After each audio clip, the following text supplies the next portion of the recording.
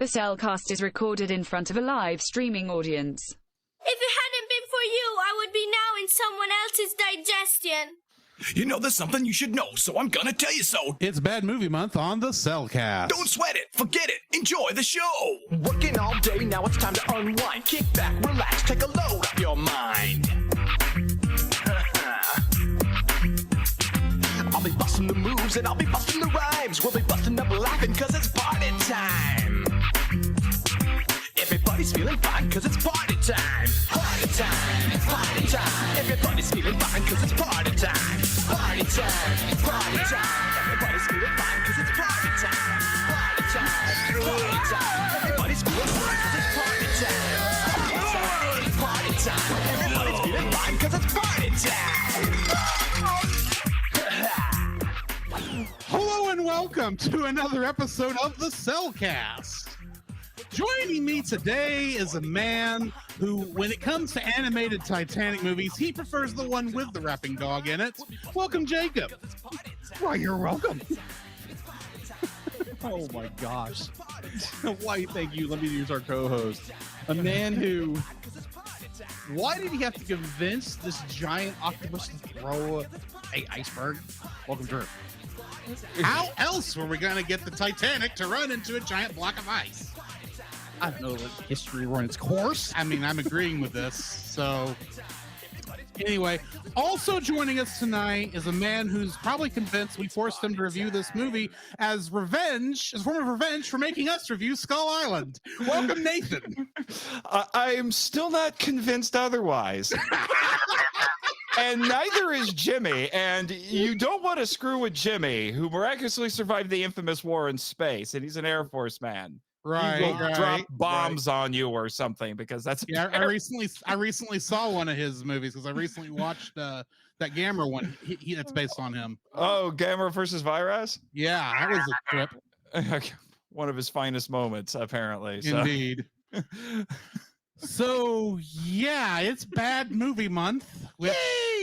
Which while it's fun to listen to, it's torture to watch. At the very least, it gives us plenty of perspective when we get back to the good stuff. True. To and the blessings of good movies. Yes, and there is a reason why the Kaiju guy is on here. Yes. Technically, there is. Yeah. And is it a kraken? Technically, no, it's an octopus. Octopus. It's a very strong giant octopus. Yeah, there's technically a Kaiju in this, and it's an Italian movie made in North Korea. Yes. No wonder it's an instrument of torture. I should know. I just spent several months wrangling escaped kaiju in both of the Koreas. And let me tell you, the hot minute we were in North Korea, oh boy. Right. I think there's still a warrant out for my arrest and Jimmy's. Oh, fun. So yeah, because North Korea has the dumbest laws in the world. Anyway. By the fun fact, sarcasm, I learned the hard way, is outlawed in North Korea. Oh, fun. Because Kim Jong-un is a petulant child who's been put in charge of our country. Deela just said, I bet that worked real well with Jimmy. He's not the one who got shot at. I'm just saying. Oh, okay. Nice. I bet you had to patch a few holes in the in your ship there. That's after North Korea's most famous kaiju tried to eat it. So yeah, you had lots of fun with that. Yeah, Literally. literally. He has a thing for iron, and then discovered that Ubermoger is made out of something a little more exotic. Space iron. Space titanium, sir. My apologies. I don't know. There's probably some space titanium in there somewhere. Ask Jimmy. He put the thing together. I'm sure. Explain it to us after the show, okay? Yeah. On that note, why don't we go ahead and hit our spoiler-free section of our review for this film? Certified fresh and spoiler-free. I'm sorry, guys. This is my fault. I put this movie on the list. Thank you very much. And the only reason I even knew about it was because of Nostalgia Critic. Because I ran into that one we reviewed last time, the Titanic the legend goes on. And I found out there was another movie. It's like, oh, let's see how bad this review is. Oh, this is bad enough. This would be a fun one to review. Mm-hmm.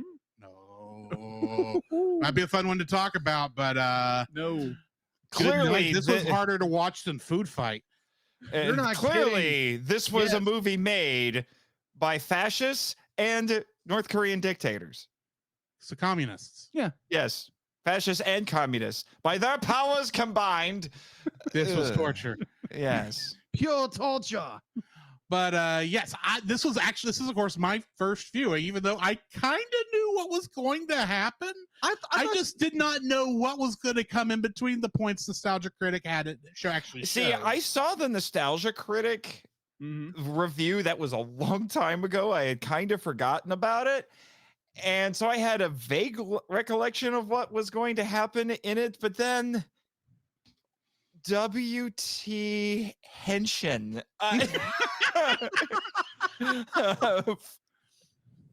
Why? Yeah. Why? Oh, I know why. You brought me on because we have a gigantic, over-muscled Octochild. Yes. True. And we thought it was an Octokitty. No, this is an Octopuppy. Octopuppy. That's what it is. Octopuppy. It's Puppy? kind of puppy faced. Yeah, it's got a puppy face. Except it's a big, stupid octopus. Yeah, except it's his fault. Yeah, that's true. It's his fault that the Titanic sank, which I reject wholesale. We all know Godzilla is the one who was responsible because of time Fair. travel That's shenanigans. very fair. Or maybe it was Titanicus from Titanic Creations. Maybe. Yeah, there's a lot of different stories, but I'm sticking with Godzilla. The only thing I'm sure of is that it wasn't Gamera. No, Gamera wouldn't sink a ship like that. That's too big of a jerk move for Gamera. True. So yeah, Jacob, I think you're the only one who hasn't given his thoughts on this thing yet. No, I haven't yet. Again, my first time watching it.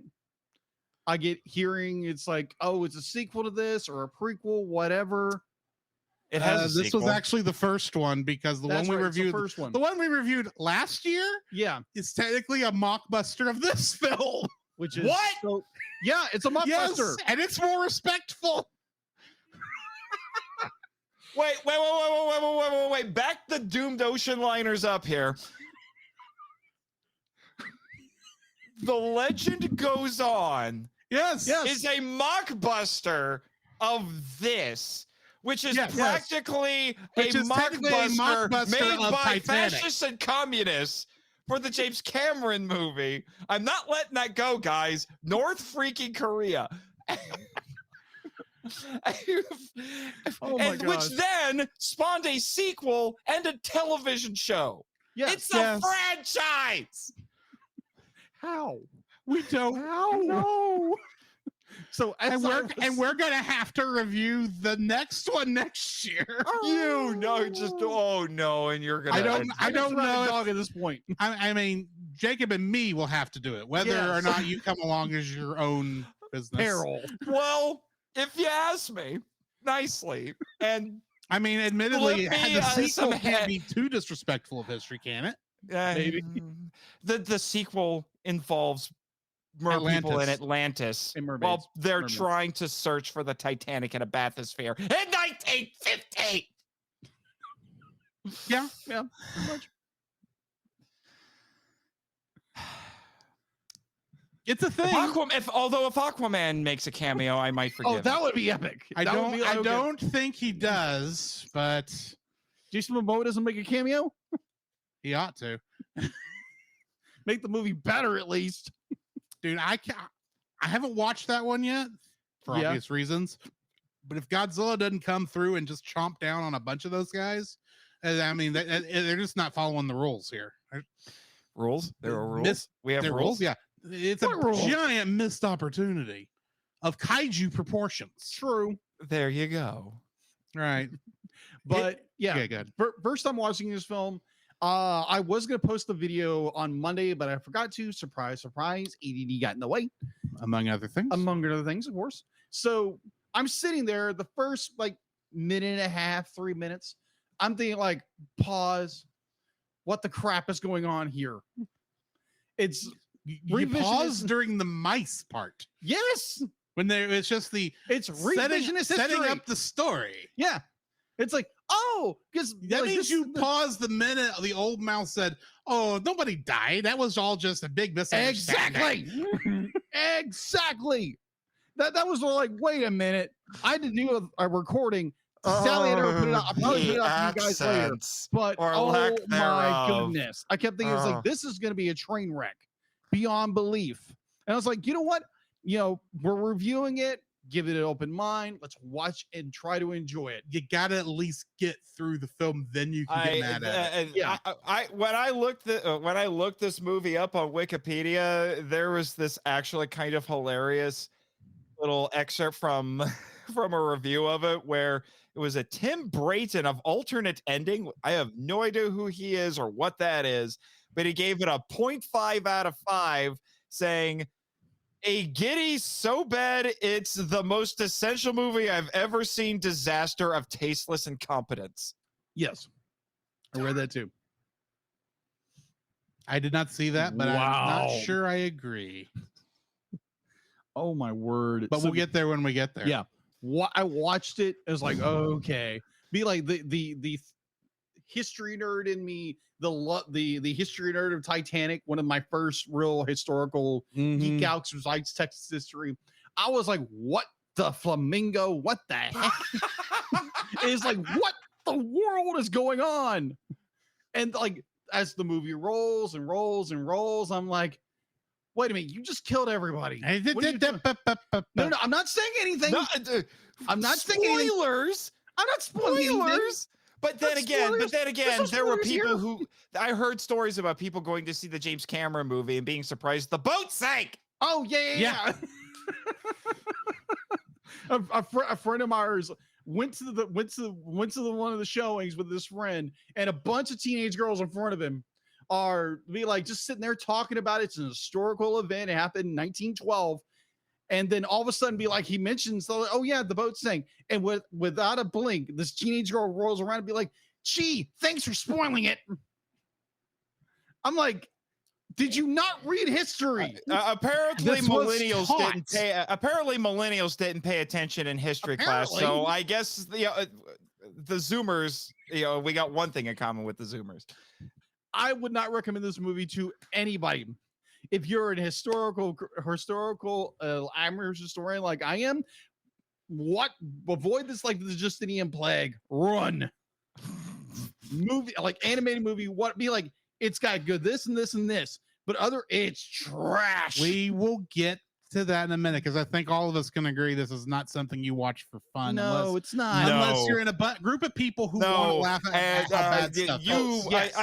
I think Jimmy had to perform CPR on me once because I had a heart attack watching this because of the historical inaccuracies. Yes, we know you hate time travel, and this is why. He blames everything on time travel, guys. Well, I say, was there time travel in this? No, he's saying like all the historical inaccuracies are due to yeah, time yeah, travel yeah. shenanigans, but that's what he says about everything. Anywho, Sometimes, yes. Jimmy, I think you are a time travel shenanigan. Calm the heck down. Jeez. Now you've got the foul language here. This is a family show. Are y'all ready to jump into the full spoiler-filled part of this review? See, All right. The following is a spoiler-filled review for the film The Legend of the Titanic, an animated classic. Listener discretion is advised. classic. My What my it says on the BS sense was stinking movie. tingling so much. Like, did you guys watch this on Tubi? I think we all watched this on Yes, the Tubi, only place right? I could find it. All right. I would just like to tell everybody this is the false advertising that is on Tubi. All right. Fire away. It says first it has the audacity to have the subtitle that you mentioned, an animated classic. This is the description, the official description on Tubi. Whoever writes these things for Tubi, I don't know if he needs to be shoved out an airlock or given an award.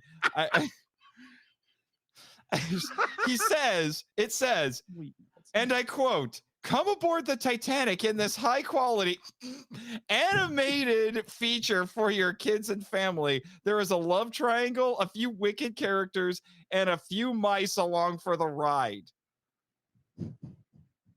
Really? Anywho, that guy, I better have gotten a bonus for that much. Did you see that, guys? Spin. Did you see that, guys? I think my brain exploded, and it took me a second to reconstitute it because I could only handle so much BS at once. Right. Mm-hmm. Agreed. David Gardner in the chat says maybe he writes for the Monster Island Board of Directors. You know, this sounds like board of directors propaganda to me. I bet this is. God help me if they mandate that this has to be added to the film vault on the island because there's technically a kaiju. Oh, by the way, Tentacles is not on the island. We have no idea where that over-muscled octo-child is. You would think. Wherever the stupid thing was. Somewhere in the northern Atlantic, trying to hide away. You know what? Right. I don't think. Okay.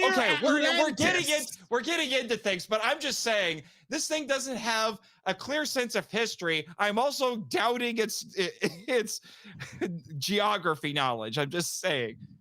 True. But anyway, let's get into it. Yeah. This movie was written and directed by Orlando Corradi. Karate? Karate. Corradi. Like Karate. Like the kid? I guess. And he also directed 52 episodes of a television show called Sissy the Young Empress. Okay. It was also directed by... What is that? Like an Italian magical girl show or something? Guess. Who knows, man? I don't know. I'll ask my pseudo sister.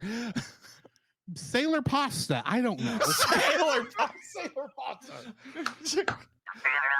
You are one to talk about racism, okay? Did you watch this movie? Hey, that mouse clearly said he wasn't racist.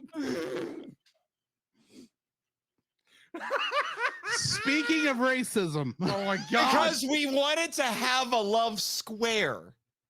It was also directed by Kim J. Oak. Okay, that's how it's spelled. Kim J. Oak. I'm guessing on that pronunciation. He's the communist. Well, he directed something called Simba Jr.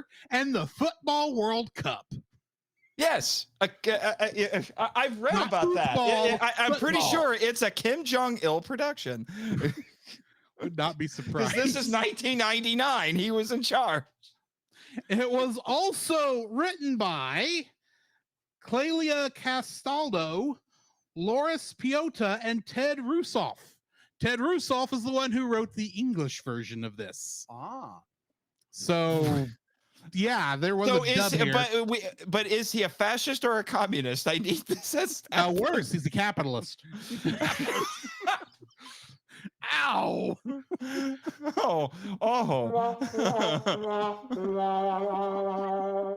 Getting into the cast. Italian or American? This is the English cast. I looked to see if it gave an Italian cast, and if it did, I couldn't figure out which ones it was. Well, I went. It to says Wikipedia. original version on Wikipedia. Yeah. I went to Wikipedia and got the English voice cast names, and then that's what I pulled from IMDb to get the rest of it. Mm-hmm. Just like I sometimes have to do with anime. So, Right. It is what it is. Yeah. If you found Kingdom Hearts connections, Oh, let's get there when we get there. Yeah. oh my gosh, there are some. Hold your horses. Gregory Snegoff. Snegoff. That's this guy's last name. Snegoff. He played Saltivers, Smiley, Mr. Ice, Mouse Captain, and additional mice. Oh, and he played a character named Coco Bill in Coco Bill. Yeah, anyway, he was also Fritz in Titanic. The legend goes on. Oh no, there's connection in this thing.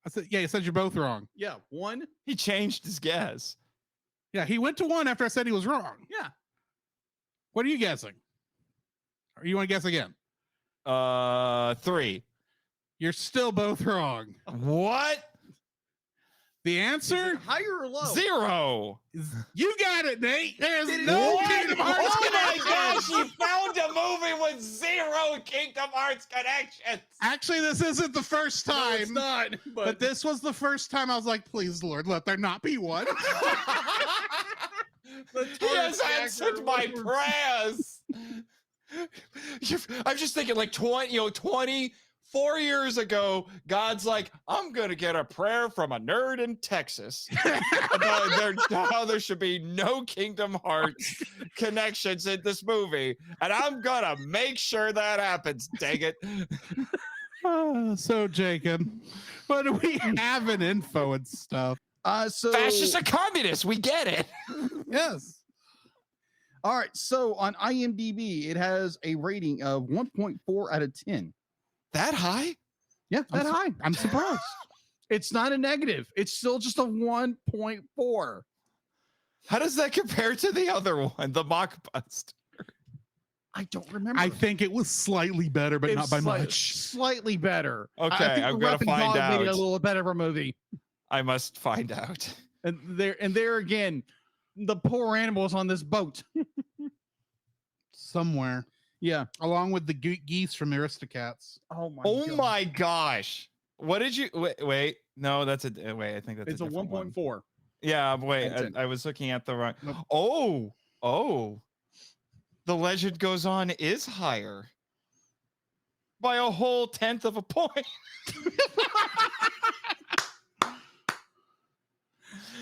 Look, I will tell you, the other movie is far gets, better. It gets a 1/10 of a point higher for the anachronistic rapping dog. Let's be That's honest. exactly what it is. There we go. It's got this little bit of a bump, little bit. All right, so watch. You can watch it on Tubi TV. It's free. Go Why? watch. Be like, I wouldn't recommend watching this film, but if you want to go watch it, it's for free. I believe you can also rent it off of YouTube. Yeah, you can. Why would For you? like $1.99. Again, why? Who would want to rent this? I have no idea. Go watch it on Tubi. You know, go If you must. if you must be like get a You can also Yeah. watch it for free on Sling TV and Vudu, True. and you can own it for the low price of $6.69 on Google Play Too and much. on Yeah, Amazon those Prime. I didn't pay that much for the DVD of Food Fight, so And I'm sure. Let's find out how. I keep talking. I'm going to find out the DVD price for this. Oh my gosh. For this All right, I will tell you my price for Food Fight was $2.99. all right. So And you still felt production-wise- like you overpaid. I did. yes. Production wise was SEK Studio, ITB Spain, not kidding, Hollywood Game Productions United States, Mudu Television. By the way, SEC. Those are the commies. Yeah. I imagine. The K stands for Korea. Yeah, I imagine.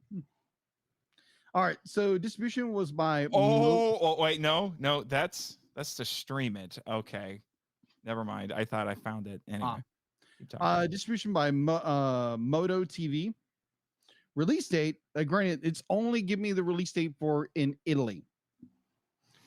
Was on April 17th, 1999. That's still around the time the Titanic craze was going on. So Yeah, it was.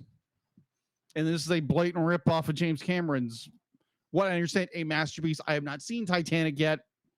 Okay, I am incredibly confused because this also lists a movie that has a suspiciously similar cover and character designs from 2014 called In Search of the Titanic, an animated classic. that's the sequel.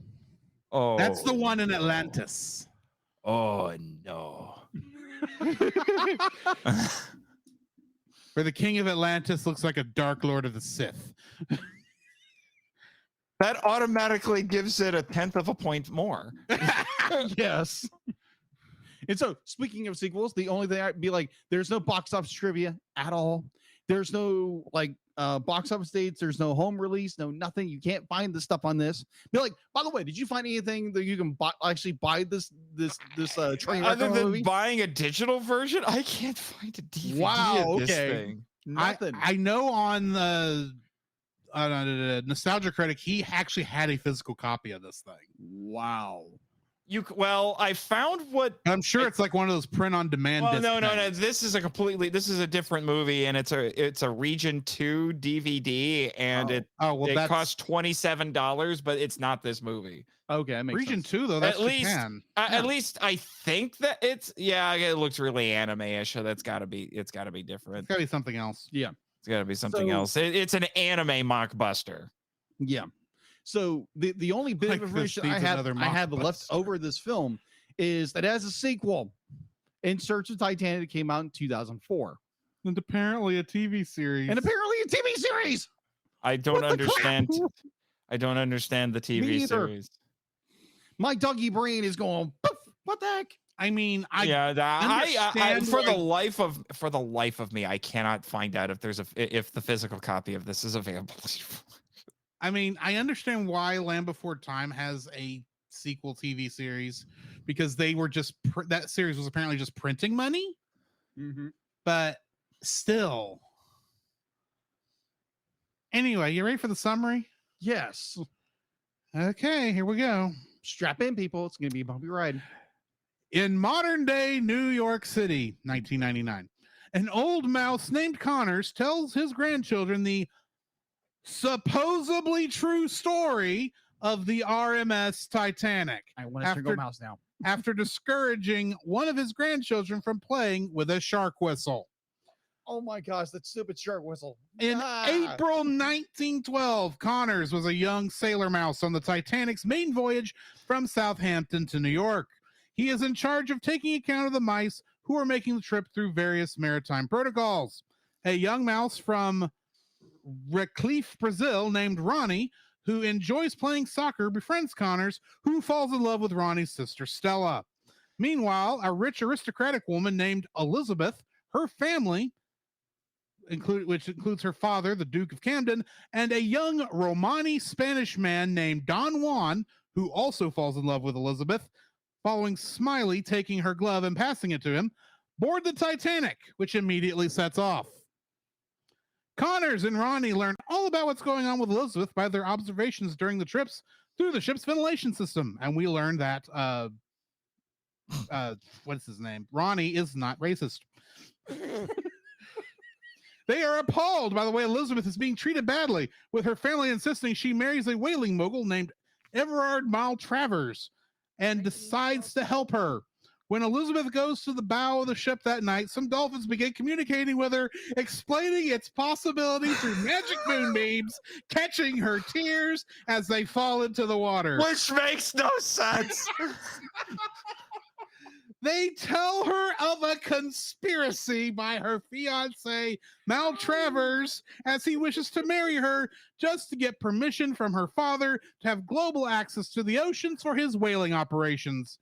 Maltravers' manservant, Jeffries, is ordered to spy on Elizabeth's activities and uses the same whistle from the present story at the stern of the ship to call a jail attire wearing shark named Mr. Ice, asking him to arrange the destruction of the ship. We have gangster sharks. Someone saw West Side Story and took it too literally. Elizabeth tells her father that she wants to marry Juan, and he agrees.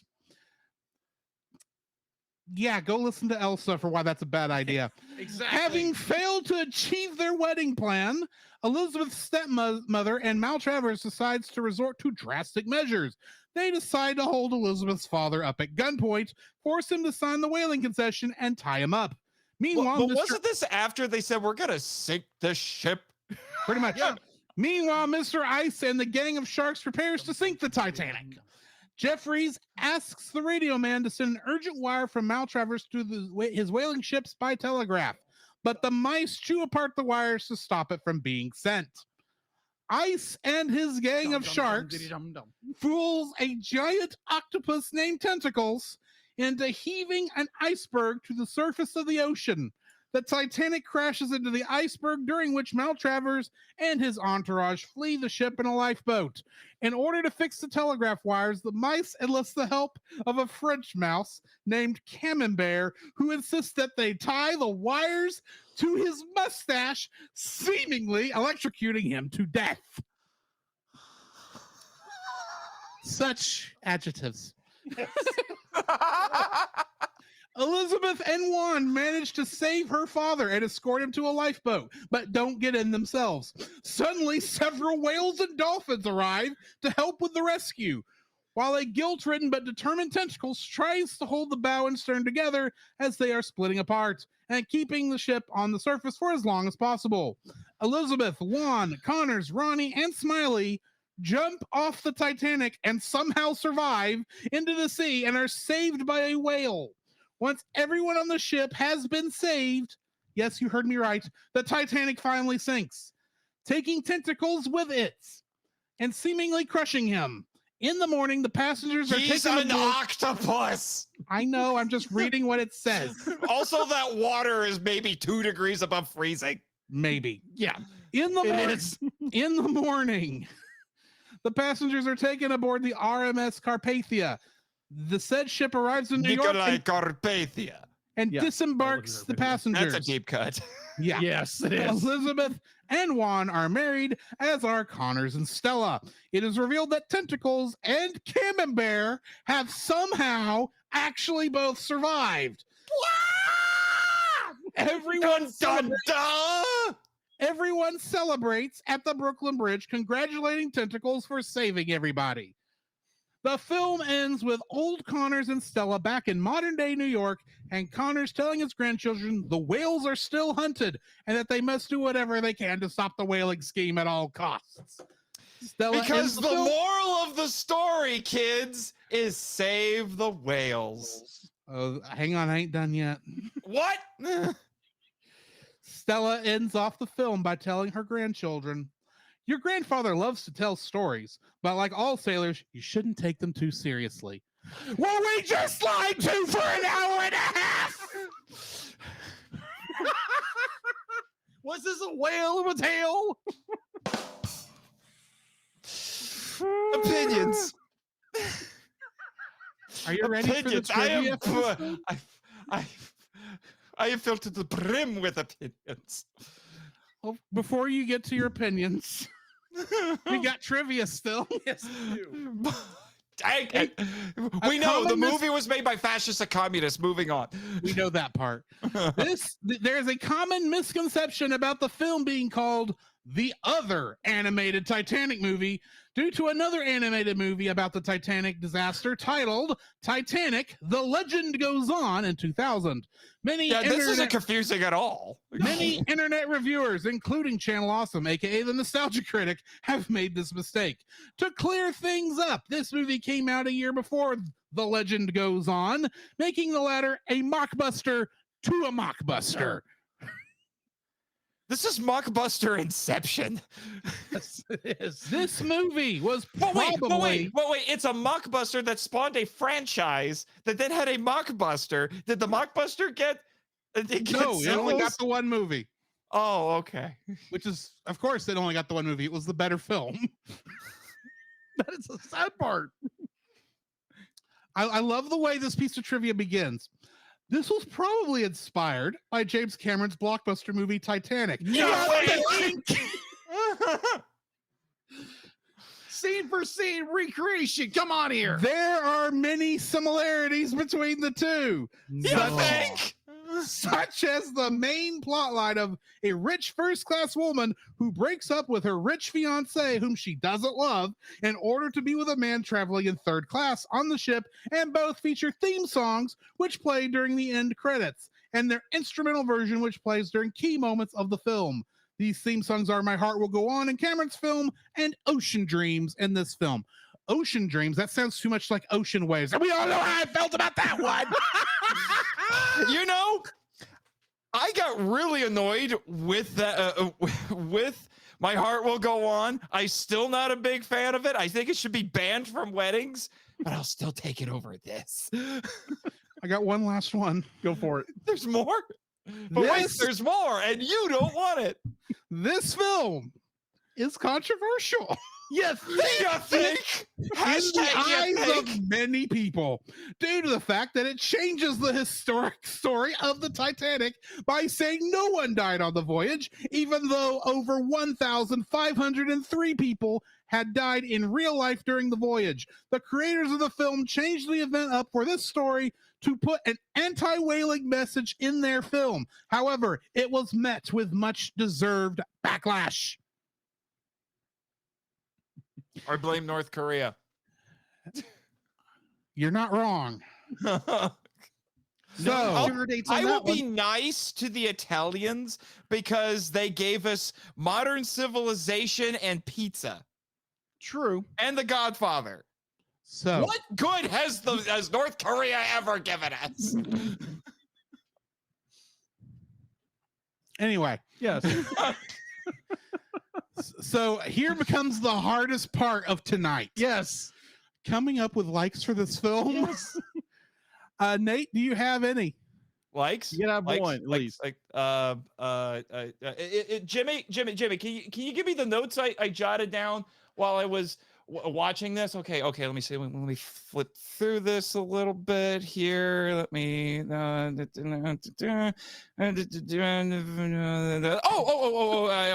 I found one. Tentacles is a kaiju. The whole reason Nate was on the show was tentacles. Yeah. He's a flippant-faced octopus. I'm pretty sure. The tentacles is a kaiju, and my joke is not working. Unfortunately, I just wrote on the back of every single page this movie sucks, and unfortunately, it's not showing up on here. StreamYard has defeated my joke because I needed to have a green screen. Yes. Anyway, yes, tentacles is technically a kaiju. He's an abnormally large octopi.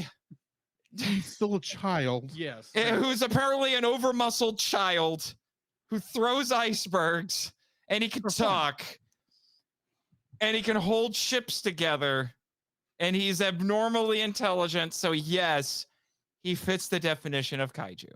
Congratulations, movie. You have justified me appearing on the Cellcast for this movie. Okay, Jacob.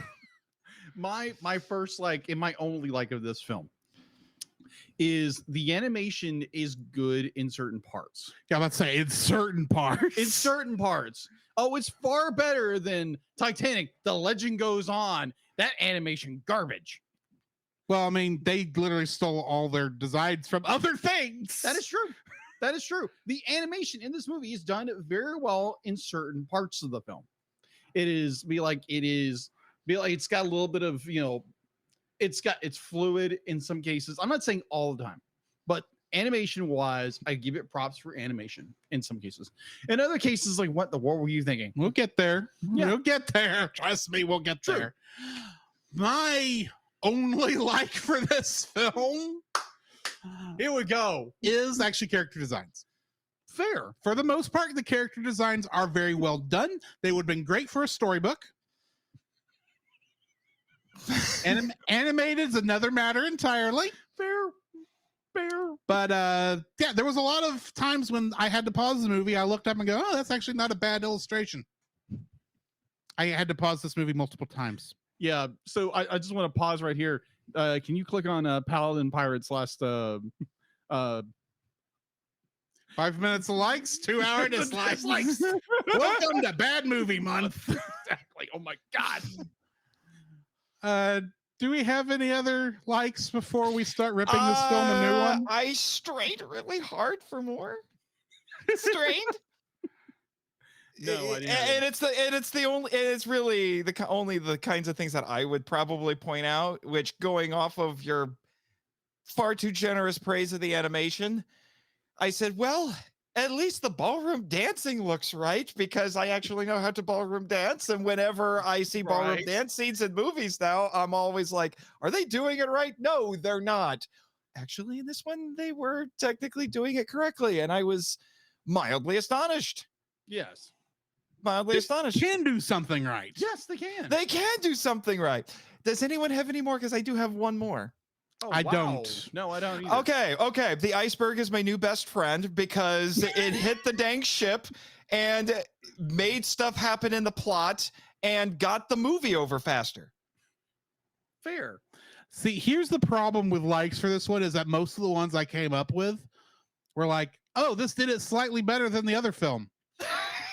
You're not kidding. At least this one, when the iceberg hit, they didn't repeat the same scene of the water flooding the bowels of the ship 5 times in a row. Yes. I Oh, my could have word. swore there is some animated Titanic movie out there where they get even more historically inaccurate and they don't even have the ship hit the dang iceberg.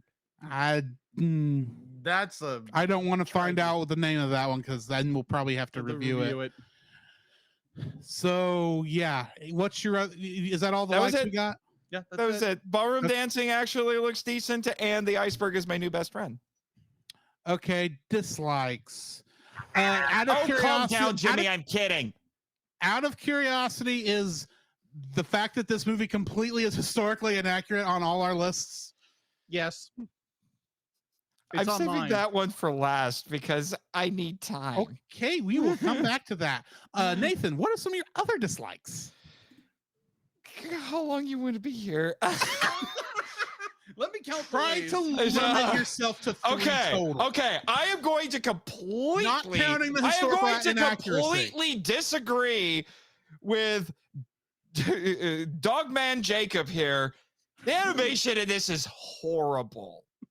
Okay. It is horrible. This is like anime made on with $5 and a wad of pocket lint. If I can help not help, but provide support. Yes, thank you. For my co-host, he did say in some places he thought it was I will good. grant him that, but the whole time I'm watching this, I'm like,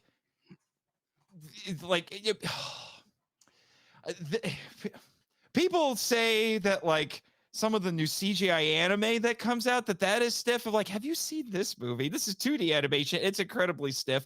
The lip syncing makes no sense in this, and I put that at the feet of the animators because sometimes the characters are talking and lips are not moving. Yeah, agreed. And half the time the English voices are not even trying to match lip flaps. And we'll get to that a little. We'll get to that too. But I'm just like, I was making so many dislikes that I just had to come up with umbrella terms for all of them. But the animation is stiff. I thought some of the character designs were just wacky or boring, and it's not the good kind of wacky. And they like these are storybook characters that are in the wrong movie. Agreed. And some of them I don't find to be very original. I'm just like, we get it. Blonde rich girl. Yay. I mean, I was to the point where I'm like, she gets the power to talk to animals inexplicably through moonbeams. Someone give her a wand. She has some moon prism power going on, and Don Juan needs a mask. Well, I mean, he is wearing a tuxedo. Oh my gosh. And a cape. Sailor Moon on the Titanic. I will take Sailor Moon on the Titanic over this. It would be horribly historically inaccurate, but it would be infinitely more entertaining. Come the frick on! The Sailor Scouts fighting a sea monster on the Titanic. Godzilla. Sign me up. It would be bonkers, but still more entertaining. This is one step away. We have magic moonbeams and a dude in a tuxedo with a cape. And a talking dog. Talking dog.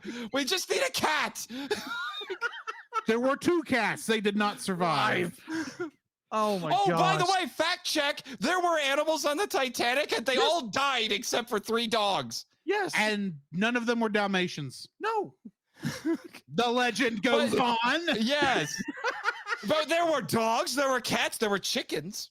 Yeah. And it says and other birds and an unknown number of rats. And they all died except for 3 dogs. How do you know one of those rats didn't survive on a lifeboat? They probably got eaten. It's too cold. I'd be like, I gotta do something. Oh, rat. Nom, nom, nom, nom. I don't think the Carpathia took that long to get to him. It took to most of the morning. Yes, I but they just had say eaten dinner. this movie was so bad. I was doing simple research to point out how wrong it is. Well, we haven't got to historical inaccuracies yet. We're getting there. Jacob, what is one of your my dislikes? gosh. Okay, so one of my dislikes of heavy dislikes on this movie. All right, so the brave, what is he? He's French Mouse? I don't know. Okay, I don't. not helping. They can't. They got the ethnicities completely wrong in this too. The Brazilian one does not sound like he's Brazilian. No, he None doesn't. of these accents sound They right. don't. Okay, No. James Doohan is looking at the Scottish mouse and being like, "That's terrible even for me, Lottie." If you're referring to Camembert, he was supposed to be French. There we go. Camembert. He's That's supposed to what be I'm talking about. French. I Thank thought you. he was The French Scottish. bear. He's French. He's named after a French cheese. I'm assuming he's French. So This is Camembert. the textbook definition of wandering accent. Yes. So Camembert, who shows up and just like he's in the scenes, he pops up and be like, "Oh, we got to reconnect the wire, the Telegraph wire. the telegraph wire to the Manicore." Who And it's they, just like, which that- the that drove me freaking nuts. mice chewed? They are responsible for people dying, but then they Thank you. conveniently make sure nobody dies, so the mice can't take any blame. No, y'all are missing the problem here. The problem isn't that Camembert was existed. It's the fact that he died and came back to life. Exactly, it's what I'm trying to get to. Thank you very much. It's like he willingly sacrifices himself. You see, I mean, like as you pointed out Well, yesterday, have you his have nose is blinking. You see him die on screen. And it's you just like considered? really touching, moving scene. I'm like, oh my gosh, I'm actually touched by this terrible film. And then we get to the very end of the film, and everybody's safe for some freaking reason. They even say, "Wait, I thought he got electrocuted." Oh, he's Exactly. you know these old sailing mice. They can survive anything. 20,000 volts. Through your Have you- nose. Hey, guys, I just have one question. Have you considered our Lord and Savior Camembert? Sorry, I did not know we had French mouse Jesus. That is a meme right there. Yes. French mouse cheese. Oh my god. I mean, That's we know he's someone's not Mouse band name Dracula right because there. he survived in the sun. That is true. But oh my gosh, that one particular scene. That one particular scene is where Camembert willingly sacrifices his life in order to get the what is that machine? Telegraph. Yeah, the telegraph machine to work again, even though they freaking shoot through it. I would like to They know chewed how. through I would like three to know. different parts of that wiring system, Exactly. and they only had to connect one up through his mustache. Yeah, I how does want to that know work? what his mustache doesn't. is made of that it can conduct electricity. Exactly. Exactly. It's like, yeah, it's like a battery. It doesn't have enough batteries. It's gonna short. So, anyways, be like you have this amazing heartfelt point where Camembert gives of his life, and you see him actually die, or at least it seems that he dies. It's so touching and so heartbreaking. And it's like, oh, that amazing scene. And then he comes back in the very end and just guts the entire thing. It's like, what the Hades are you doing? You had this amazing scene. At least give the character at least a good death to where at least someone dies in this movie. Our Lord and Savior Kevin Christ. So yeah, that scene, I mean, like it was touching, it was heartwarming, it brought it literally just it moved me in some ways. And then you see his stupid French, right? I think he's French. Okay, He's named after a French cheese. I'm making a bet. Nobody knows. He has a French name and, and a Scottish accent. He's European. Yeah, European mouse shows up in the end. Like, where the heck did you come from? European You're mouse you are Jesus. fried Jesus point. You're the bells of the ship. You got fried. Why are you back? Oh yeah, the magic of friendship. No, The this power wasn't of the magic of friendship. friendship. This was the magic of black convenience.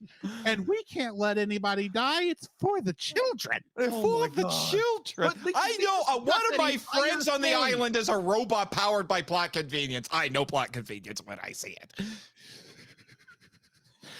Like it literally takes the best part of this film that this character willingly sacrifices himself in order to save everybody. Minus they were already doing telegraphs the entire time. So how in the world did that happen? Anyways, so yeah, let's not get to historical inaccuracies yet, but we'll get there. So yeah, Karen Bear's worthless sacrifice because he literally be like, oh, I could become fried cheese, and then I come back magically at the very end of the movie. Thank Fried you very cheese much, movie. Jesus. What is yours, Drew?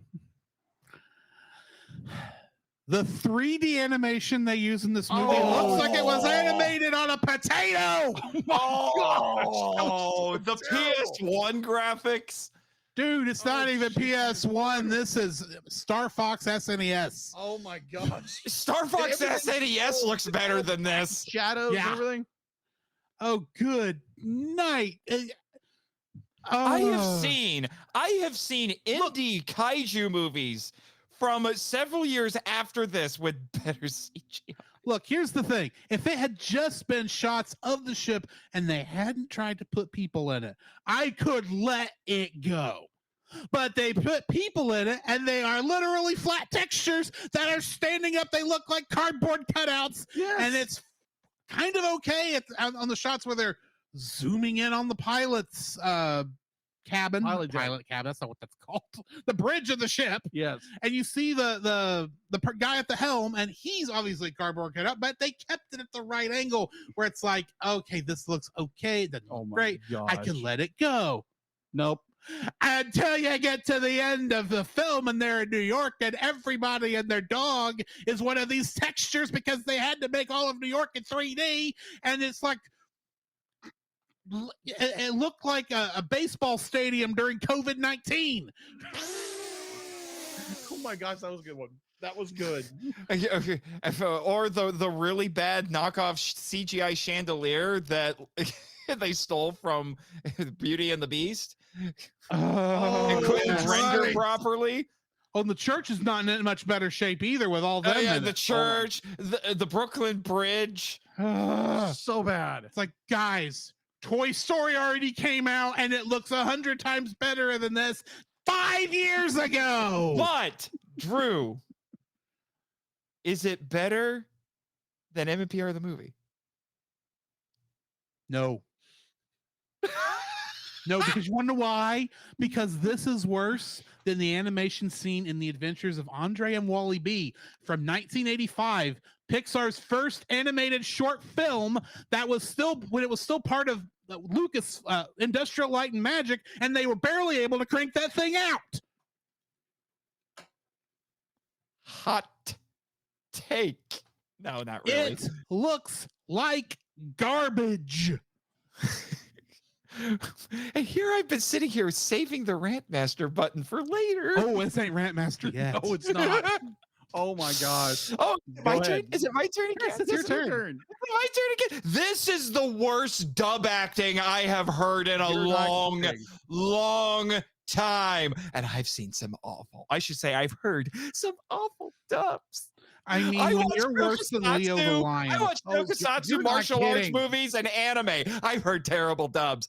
This, what even the heck? Everyone is phoning it in. They don't even. They're not trying to match the lip movement. Sometimes I swear these characters have telepathy. And they're talking without their mouths moving. And I'm like, what the frick is going on? The performances are weird. The accents make no sense. They're not actually accurate to the characters, if they're doing accents at all. I swear in the beginning, every single character is voiced by the same guy. And by the way, all of those mice in the bookend story, they look like the unholy love children of Fievel Mouskowitz and Chuck E. Cheese. I want to know how that happened. I believe the guy's name you're talking about that voiced all those characters was Greg Snegnoff. Why does he suck? He's supposed to be the Frank Welker of this movie, and he sucks. He phoned everything in. Everything. Okay, if you're gonna do a bad dub, at least be entertaining. All right, at least be entertaining with it. Listen to the dub for Godzilla versus Megalon. I swear, it's like this. It's only like one guy doing everybody, but at least it's entertaining to listen to. Well, in his defense, the movie is just fun and entertaining to watch anyway, even though the story is kind of This, you know, if they had just decided, you know what, this movie is awful, we're just gonna ham it up with this dub, it at least would have been kind of entertaining. Just go nuts with it. I mean, Yeah, like, what is it? Was it Ghost Stories? They should have done it like Ghost Stories. The anime Ghost Stories, when they made the terrible anyway. Yeah, So Ghost they Stories. just went bonkers. Yeah, the anime you're talking about is Ghost Stories. Yeah, that's why I said Ghost Stories. Yeah, like they said that it's terrible, so we're just gonna be goofy. Yeah, I've watched bits of that. I can't watch that whole show because it's like it's messed up. Agreed. I'm just saying, you should have just hammed it up. Just go full. It's full of mites anyway. Just go full tilt cheese with it. All right. Yes, they should have embraced the cheese because it would have been Gouda for them. Jacob. So when we are introduced to our lovely cast of characters in the beginning of this film, it is trying its darndest to emulate everything from James Cameron's Titanic, from shot angles to everything, introduction to Elizabeth, aka Rose. Every single thing about this character is Rose. What I understand, but that's not what I'm referring to. So we get introduced to Don Juan. Oh my gosh. Don Juan. He makes he does. Okay, first off, that name He's is missing so for on the half the nose movie. and is completely counter to the literary source. And he makes no sense. I thought he was a gypsy, but he's actually a Spaniard. I am so confused. No. He's a Spaniard gypsy. Yeah. Because along with being I looked it up. There are no Spanish gypsies. That doesn't matter. They say he's from Spain, but they also say he's the prince of the gypsies. Yeah. They say both. So in the context of this film, he's both. Well, I guess it's already thrown history to the Titanic history out the window. So we'll just throw every other bit out too. Very true. History be darned in this movie. Yeah, we'll get there when we get there. Yeah, third dislikes are coming, people. So just brace for impact or iceberg right ahead. Tentacles got throwy. I still like the iceberg more than tentacles. The iceberg is my friend. So, anyways, we get introduced to Don Juan, and he's dancing. It'd be like he sees Elizabeth in the clear shot. He can see her, clear shot, and so he sends apparently Smiley is not his dog. Apparently Smiley officially not his. He's just a friend apparently, but he goes and this weaving of trying to get to Elizabeth. It's a straight shot. Why are we doing all this? Most ridiculous padding. Yeah, I know it's padding. It's stupid padding. It's stupid padding trying to introduce characters who mean nothing in the story. So I would like to point out that this thing barely had enough story for 30 minutes, let alone 90. Agreed. So be like, you get Elizabeth with Smiley. The dog steals her glove, runs back to his friend, gives him the glove, and what does Don Juan do? Smell it like a pervert. Just at least it was a glove, and I'll leave it at that. Oh my gosh. And I was like, this is the most creepiest thing in the world. I'm like, really? This is supposed to be our lead hero character who's supposed to do this, and he's smelling her glove? It's what hero character? These characters do no chemistry whatsoever. These characters do practically nothing the entire movie. Exactly. The villains are slightly more proactive. Exactly. At least they're doing things. The talking animals are the ones who do most of the work. And that entire introduction to these characters is like, oh my gosh, I see this girl, I want to sniff her glove. Or There's your episode title. There is your episode title right there. Right there. I must smell this girl's glove. Yeah, exactly. But it gives that like, oh, this is not going to be good at all. And then you get this weird, it's like, oh, she doesn't want to be in love with, she's not in love with this creepy old guy, oil tycoon. Eye Patch Man? Yeah, the most obviously evil guy yeah, ever. He's evil dude for evil's sake. Yeah. You know what they should have done? And this would have been stupid, but at least it would have been a nice callback. Ouch. What? Shoot him? No. So he first becomes interested in her because the dog brings back the glove and he smells it. If they it would have been stupid, but at least maybe if like they meet for the first time or whatever, like in that stupid scene where they finally get together, maybe she gives him the other glove and he's like, oh, it is you. Yeah, that would have been interesting. Reverse Cinderella. Yeah, reverse Cinderella. Where's my glove? That would have been an interesting plot. And then she's like, here, have the other one. And so now he has the complete pair. And she's like, oh, it smells the same. It must be you. But yeah, because that would have at least been a decent example of writing. Still stupid and creepy, but at least slightly better example. And how these two characters fall in love with each other.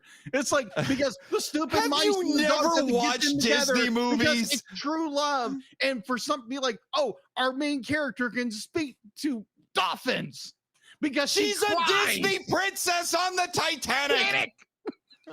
No, Disney princesses have more respect than this. Oh, yeah, agreed. Oh my gosh. She's a wannabe Disney princess on the Titanic. Agreed. And it's done terribly. She's like not even Dollar General Disney princess. She's Dollar Tree Disney princess.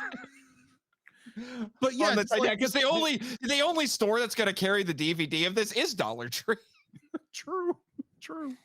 But oh my gosh, the coupling of these two characters is most ridiculous. There's no chemistry between them whatsoever, except for like, oh, he's handsome, she's beautiful, of course. And then you got the bad villain fakes.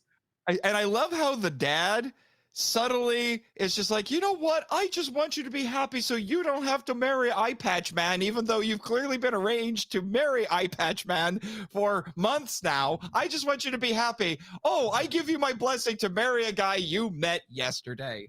It's 1912 civilization. Just saying, this is infuriating me beyond belief. To quote Queen Elsa in the movie Frozen, you can't marry a man you just met. Agreed. And the pairing of Don Juan and Elizabeth Swan. That name. Yeah. You don't. Okay, if you're a Spanish gypsy parent, you only name your son Don Juan if you want to curse him to be a cad or just alone forever. Because even if he turns out a good dude, no woman will ever want to go near him. Yeah. Yeah. So the pairing of these two do not make any sense. The point where they have their dance scene and they're both coming at an angle when they're on a flat plane on the first promenade deck. That has more problems than anything else for me. But it's just like, why are they coming at this angle when it's the flush of the promenade deck? It makes no sense. They're coming at angles, but it's a flat screen. It's flat. It's on the promenade. # blame North Korea. North Korea. I blame the potato they animated this on. You're not kidding. But oh my gosh, it's so stupid. The characters' relationship is so stupid. And it's just like, oh, we fell in love because we had a dance. That was it. There's no, be like, Frozen did better than this. Well, yeah, that was Disney. Yeah, that was Disney. And be like, I would hope they did better. Really? They're like, you know what I mean? Yes. But oh my, rough. He's about to bark. He's about to bark. Yeah, he's feeling very rough now. I can tell. Yeah, exactly. I need Mountain Dew and gummy stat. I didn't bring any. Actually. That's my lovely bride, fiancés. Yes, so that is my number 2. The relationship in this movie is Your number stupid 2? beyond belief. You're saying it's crap? It's crapzilla. Crapzilla. We don't like him. He's very stinky. Apparently. Even Hedera's like, you smell bad, dude. Yeah. Heather is already disengaged from the rest of his body and has flown off. That is my number 2. Okay, my second dislike for this film is the sound mixing for this thing. Oh, ladies and gentlemen, I do edit this podcast, believe it or not. I am not an audiophile, so for those of you who are, I apologize for my poor sound editing. However, I could do better than these people did. Oh my gosh, you're kidding. The scene where we're finding out about the moonbeam magic, you can't hardly hear the stinking dolphin tell you this because the background music is so freaking loud, you can't hardly hear what's going on. Yep. You can just barely make out, we're talking moonbeam magic and cast the rain magic into it, and that's how you can now talk to dolphins. Good night. Why do you love us so bad in this movie? And it's not the only part. There's like so many times where it's like, did y'all hear this when y'all were editing it? Did y'all know what was going on, or did you just kind of put this out there and pray nobody would question you over it? And then then there's castle right across and it. then there's the logic of during the scene you were just complaining about. There is a symphony of mice playing for them at the size that those instruments those mice were playing. You know what it would have sounded like? Nails on a freaking chalkboard. It would have scared away blackbirds. I would rather listen to nails on a chalkboard. Yes. Yeah, you're not because kidding. it would not have sounded even as good as it sounded in this movie, and it sounded trashy, to be honest. This was the worst MIDI soundtrack I've heard in a long time. The mix in it's terrible. Oh, the levels are terrible. Yes, this is just that's before you talk how bad the dub is. So the dub ain't great. No, it's but not. Is it just me, or does it feel like these characters will not shut up? They will not shut up, and you can tell the actors voicing them really wish they would. Yes. Because they talk all the time. They talk really fast. They have to squeeze a bunch in all the time, and they have basically flat performances the entire time. Even when Eye Patch Man is trying to be maniacally evil, like I said, when the dub for Leo the Lion was better, that's bad. That's saying something. That is terrible. For those of you who don't remember and haven't gone back and listened to it, that's the movie I said that I couldn't call it hot steaming garbage because that would be an insult to hot steaming garbage. We don't talk and about the dub Leo, for that movie was better than the dub for this one. Oh yes, I'd be like extremely. Oh, this is good. This is gonna go down as on your top 5 worst movies you've ever talked about on this podcast. It's gonna get close. It's gonna get close so far. So, are we ready to talk about historical inaccuracies? Jimmy, punch it! You're gonna have to edit it. Rentmaster activated. This movie sits upon a throne of lies. Yes. Oh, okay. Look, I did not. Of lies. This. Unlike the two of y'all, the worst sin that this thing commits is it has the audacity to sanitize the story of the Titanic by saying everybody lived. There were 1,500 real people who died on that freaking boat. There are people who are descendants of the people who died. I hope they never saw this movie, because if they did, they would burn it in an effigy. What I would love to know how is why dare you do that, you insensitive sharks! The sharks. Why was there not legal action taken against this movie? That's what I would like to know. Oh my gosh. Oh wow. And then I'm sorry. I know they're mice, but there is no way there were Brazilians on the freaking boat. It makes no sense. That's why I was like, where is this boat even starting? We started New York freaking City. And where are they even launching from? Why are there Brazilians? They're on the other side of the freaking ocean. Why are they in England? I will say that the other Titanic movie did have 3 Speedy Gonzales character mice on it. Yes. And they had Mexicans. But they explained that in a way that made sense because they had been on tour for a while. The soccer player character is like, oh, I came over to England to learn more about soccer in 1912. When did soccer come about? It's a much older sport, but it's old enough. Yeah, it's old old enough. enough. I don't know. Yeah. Was this around the time that soccer went to the Latin American countries and got popularized it was over there? before that. I don't know. I don't know sports history. Yeah. Soccer is one of the oldest games of time. So what you're saying it was already over there. So why was this guy going over to learn about it? Maybe he wants to join the European League. I don't know.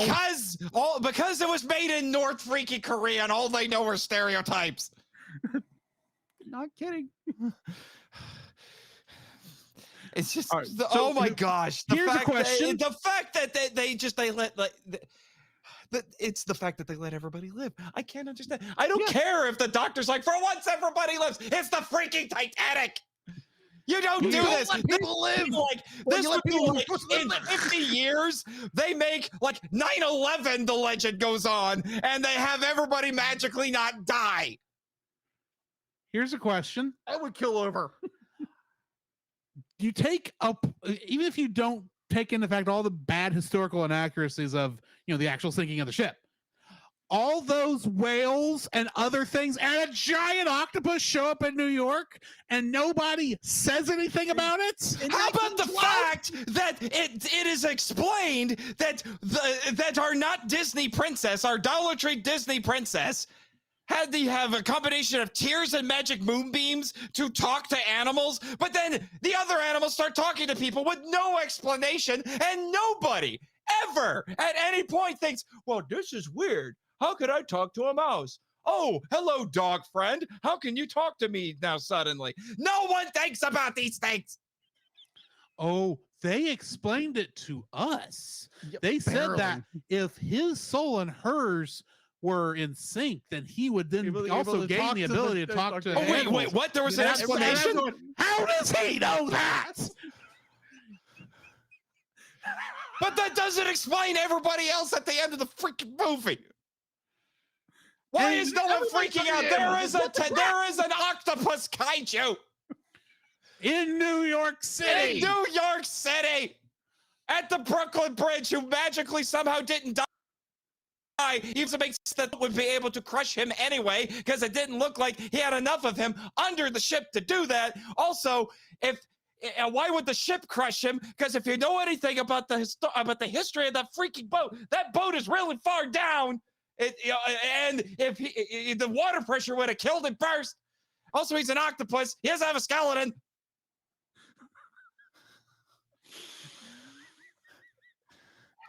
Unless his magic octopus muscles are somehow saving him.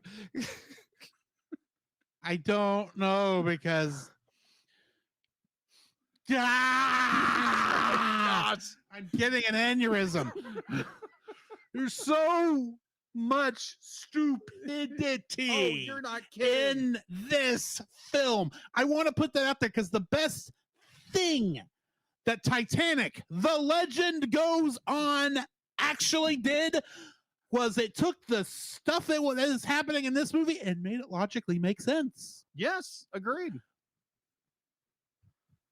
I mean, it had magic talking animals and somehow the humans did it, but they went under Disney rules where it's like, of course Cinderella can speak to mice. Of course. Also, like I said, gangster sharks. Yes, gangster sharks. Gangster sharks. Confusing. I watched Nostalgia Critics a review of the sequel to this film. Connors, our main hero, who's also the grandpa at the end of this, he's stuck in Atlantis and not allowed to go back. So how's he telling the story? That's the sequel, man. Stay focused on this. I'm saying there was no on this pile of kaiju octopus doo-doo. All right, that's what we're talking out here. Oh my gosh. Focus. All right. I just would like to.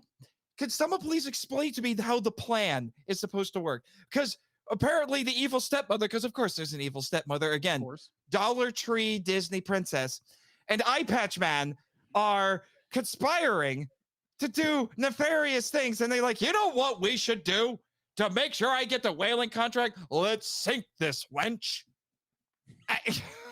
I think, and then Jeffries, the dumbest butler ever, decides, oh, he wants to take the ship. I'm going to use my shark whistle to talk to the sharks because I talk to sharks now. And I'm going to get them to sink the boat. How are they supposed to sink the boat? Oh, we'll manipulate the giant octopus to do it. Because he's a child. Yeah, we get it. And then they're throwing the iceberg. And it's just... The logic... At least on the human side of things. And then they don't even care. They don't even care. They're just like, hey, let's go the simple route. Get a gun. And make him sign the papers. We don't have to sink the ship. But we're going to sink the ship anyway. The logic, I think...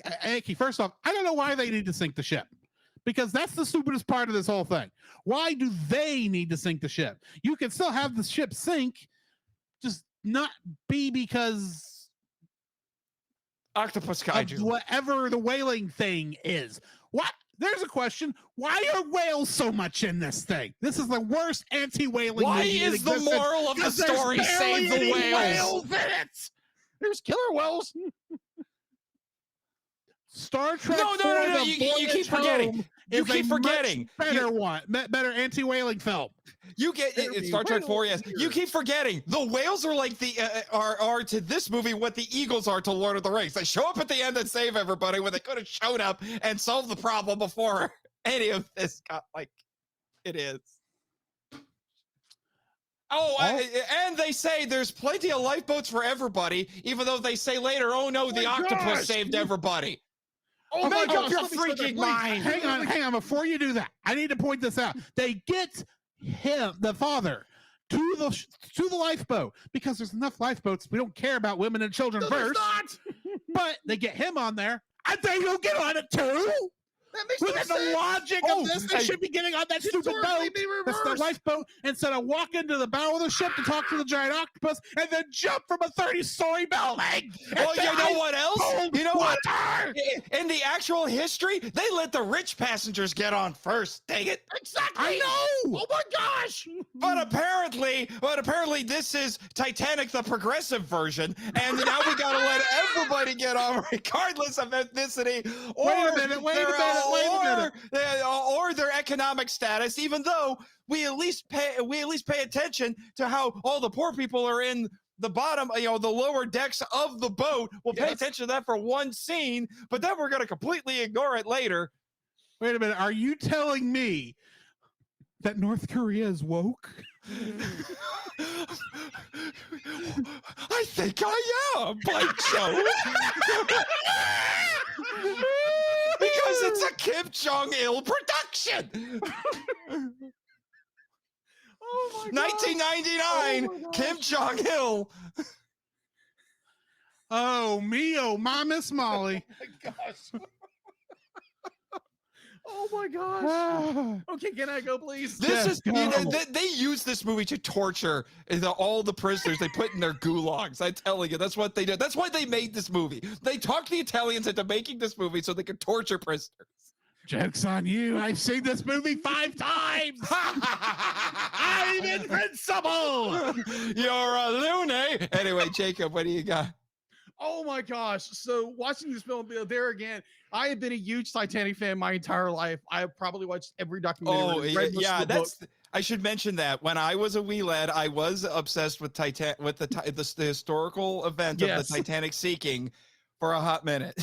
I read everything. I'm the odd one out as I didn't pay attention to any of that. I still am. Except I wanted to see the movie and I wasn't allowed. Now I understand for obvious reasons. Paint me like one of your French sharks. No, French mice. French mice. So the scene that drove me nuts is where they're like, oh, we got something from the telegraph. Oh, well, let's cut these wires. I'm like, those are the Marconi wires. Don't cut the Marconi wires. I was like, oh my gosh, what are you, crazy? Because those guys who were in that Marconi machine are literally saving lives, and you're cutting the lines for this stupid line. I'm like, oh my gosh, and do not get me started on the freaking. Let me breathe. Breathe. Let me breathe. Oh my gosh. Breathe, and the dog will come out. The lifeboats. What? Thanks, Disney. Oh my gosh. So historically, is it a full moon? I'm afraid he's gonna go werewolf on us. No, the full moon was last week. Yes. So here's the problem historically. So the Board of Trade back in 1910 decided that all luxury liners needed this many amount of boats. Okay. Then J. Bruce Ismay, the owner of White Star, who owned Titanic and all of its ships, decided that the Titanic only needed 19 lifeboats when the boat itself could hold over 2,000 people. So to say this blasphemy that there were plenty of lifeboats to save everybody in this boat is the biggest lie on the planet. It's like, oh my gosh, you are not kidding. This is like, it's me. It drove me nuts. I'm like, what in the world are you talking about? There are sufficient lifeboats on boats now because of the Titanic. Yeah, exactly. Because they were there again, 1905. The British Board of Trade said, okay, you can have this many lifeboats. And you know what Bruce Ismay said? Oh, we can cut that down. No problem, because we got to put more stuff on for first class. And here's another thing about first class. Here's another thing. So we set him off. Yeah, you set me off. The dog has come loose, and you let the historian out. Master activated. Ooh, a double. So historically, we are talking 1910 civilization, 1910 culture, European culture. So the idea that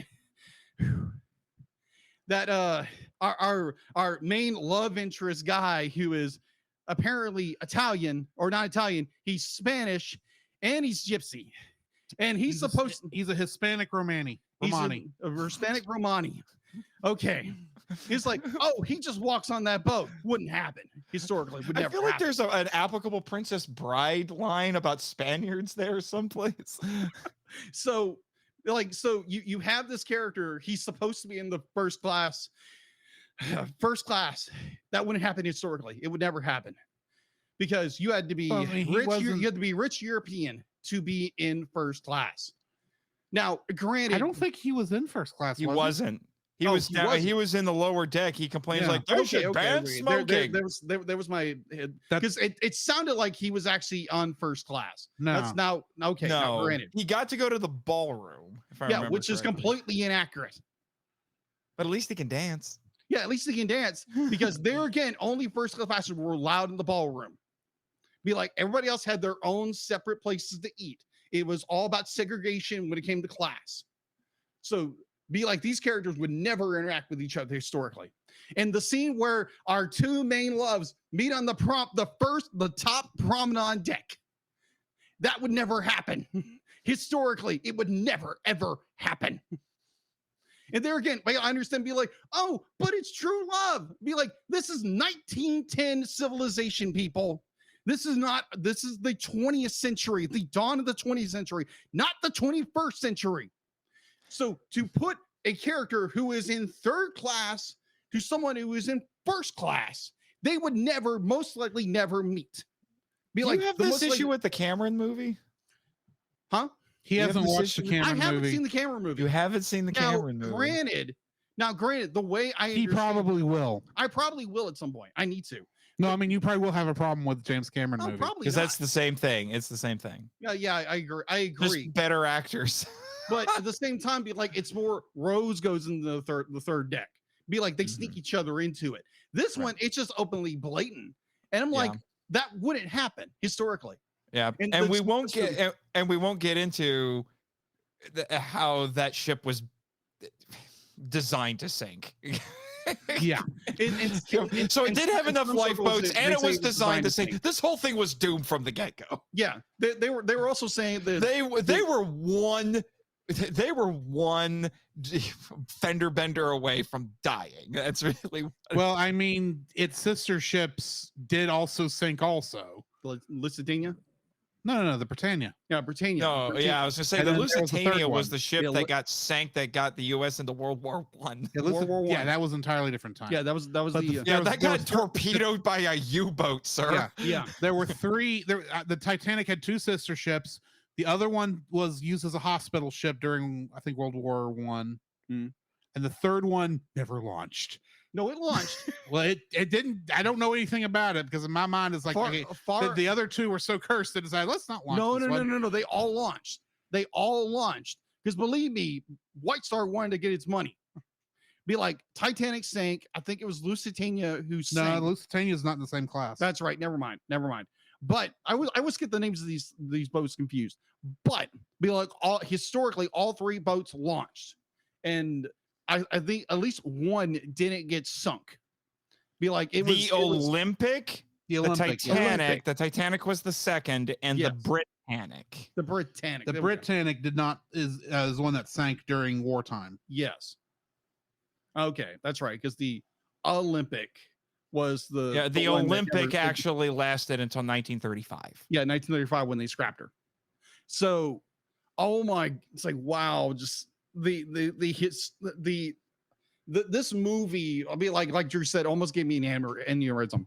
It was so disrespectful towards the historical tragedy of the Titanic. Now, granted, historically, the Titanic isn't the worst maritime disaster when it comes to the loss of human life. That was I believe that was, it was actually like a Chicago steamer. Yeah. Chicago. There's a song. Yeah. Edmund Fitzgerald. I think The yeah, sinking you're of the right. Edmund Fitzgerald. Yeah. Yeah. It's from Gerald. They're like, yeah, it had almost over 2,000, just under 2,000 people on it, and it killed like half of them I think that's correct. because it just tipped over. It had too many people on it. Okay. The buoyancy was bad. All right. Fun fact: what is it? The Britannic, that was the hospital ship. Yes, Britannic was. Fun fact: when it sank, only 30 people died Yes. because everybody else got onto the lifeboats, and it sank because it hit a mine. It did hit a mine. It hit a mine, not an iceberg. It hit a mine. Yeah. And it had enough lifeboats for most people. Which brought America into World War One. No, that was the Lusitania. Wilson. Okay, I just looked it up. You're talking about actually the Doña Paz ferry in the Philippines in December 20th, 1987 that had 4,400 deaths. I didn't know about that one. Yeah, it's the deadliest civilian maritime disaster in the history of the world, which took place December 20th. Tragic event involved a passenger ferry from the Philippines, which collided with an oil tanker, the MT Vector, in the Tabla Strait, about 180 kilometers south of Manila. Okay, I was wrong. Which happens. But like we were talking about one of the worst historical tragedies of the 20th century here. And you literally just wipe it away with the fact to be like you take Captain Smith off the bridge as the boat is sinking. And the worst part Saved by was tentacles. they were Yes. still trying to do the "I'm going down with my ship" Yes. shtick, and then they rob him of it. They robbed it of Yes. its entire. And the worst part, because obviously the Titanic was discovered in 1989, the 88, 89. Which is why the Um, sequel is crap, because they're trying to find it in 1915. Yeah. World Yeah, War and One all- was all going because on they- by they were then, trying to people. find- Europe had other find it because problems. it was being fixed up by the Atlanteans. But what was it? Robert Baller? I'm gonna butcher the name, but like he discovered it because they were on a a top secret mission to find missing submarines. And so be like, because for years, decades, they said be like, oh, because the ship didn't break apart. Be like, it went down in one piece. Okay, Which is interesting because there is a Titanic movie from the 50s where that's Yeah. what happened. They Remember didn't the realize Titanic. until later that it broke in half. Yes. okay. I just looked it up. The Titanic wasn't even the worst maritime disaster when it happened. In 1822, the Texing in the South China Sea sank with a loss of 1,600 people. Oh, okay. And then the Sultana in the Mississippi River sank in 1865 with 1,800 people. And what you were talking about, the Edmund Fitzgerald, that's not even on the list. That's a different one, and I realized that was wrong. Yeah, I was going to say that was people. Lake Superior, and it was Lake a freighter, Superior, and they still ring the 30 bells for the people who died on that every year. Yeah, I had the name wrong. He said it. I made wrong connections. Yeah, I'd be like, obviously because like when you're exciting, you just say the wrong word. Yes. So all I know is Doctor Who saved a space Titanic from crashing into where the Queen of England was living at the time. But and hilariously, hilariously, the Asylum made a movie called Titanic 2, which makes you think it's a mockbuster sequel to the James Cameron movie. Well, I mean, 10 years after the fact, no, it's actually a second Titanic that also sinks because no one realizes you never name a ship Titanic. Douglas Adams wrote a text adventure game called Titanic 2 also. I heard about this one. So yeah. Oh my, it's like the insensibility of this movie to all the tragic souls that were lost on the Titanic on that day. And they couldn't even be bothered to actually show it. It just has to be some throwaway lines. Yeah, here and there. That's the worst part. And they give the credit to the giant over-muscled Octochild for doing it. Yeah. And like they show that the Titanic sank in one piece. And here's the it broke. No, it broke. It broke. It did break. It did break. But the over-muscled Octochild kept it together. Yeah. So here's the historical ironic sadness of this. So during the inquiry, the English inquiry and then the American inquiry about it. So they would primarily only talk to staff that survived and first-class passengers. So the majority of them said that the ship itself sank in one piece. Now, if you talk to second-class and third-class passengers, which they were less than third-class passengers because they were allowed to be on the promenade deck, they weren't allowed to. So they weren't even allowed up to the lifeboats until all the first-class passengers were on lifeboats. Yeah, because most of the people who drowned were third-class people, still in the ship. Now, mind you, so that historical piece of information was told over and over again for decades that this ship sank in one piece, and because the Board of Trade, the maritime organization, could not be bothered to say one of their ships could break in half because it was too embarrassing to say one of our ships would break until the late 80s. And then they finally started realizing, like, these people that actually saw this thing break were right. Well, they actually had pictures of it then. So, I mean, they couldn't get away with saying it could. Yeah, exactly. And they were conspiracies for years after that. They're like, oh, no, these are fake. These are fake. These are fake. And then you would see like James Cameron would go down there and you would see the ship broken up. Yeah. I'm just going to say, the saddest thing in the planet. I think the entire concept of trying to do some sort of weird, whimsical pseudo Disney fairy tale on the Titanic is probably a bad idea from the get-go. I think we all are in agreement there. Someone should have said no to that pitch. Or at the very least said, if you're going to do it, put it on a different ship, please. Yeah. So I hate to break this up, but we are going to have to move on because we have stayed on this topic a little longer than anticipated. Nate, what are you going to rate this film? Is 0 allowed? 0 is allowed. 0, 0, 0. This is one of the worst things I have had to podcast about, and I have suffered through Gamera Super Monster.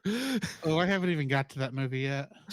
I have suffered through Gamera Super Monster, sir. This is one of the worst things I've had to podcast about. I have suffered through Turbo. Turbo is a better movie than this. I agree. Turbo is a better movie than this. Are you happy, Michael? I said it. Jacob, what are you rating this film? this is our first year of Bad Movie Month. This is our first sequel. Our first year of doing Bad Movie Month. Obviously, we did Titanic: The Legend Goes On. Titanic: The Legend Goes On was a much better film. Yes. This was insufferable to watch. It was, to the historical part of me that said this is blasphemy historically, to writing, to story, to everything. This is a 0 out of 0. Like, this is a piece of garbage. Blame movie. North Korea. Blame North Korea. I'm having bad. It's me. But it's just like, oh my gosh, this movie made me cringe. When you have to pause the movie at a minute 27, I timed it. Be like, this is going to be a train wreck, and it was.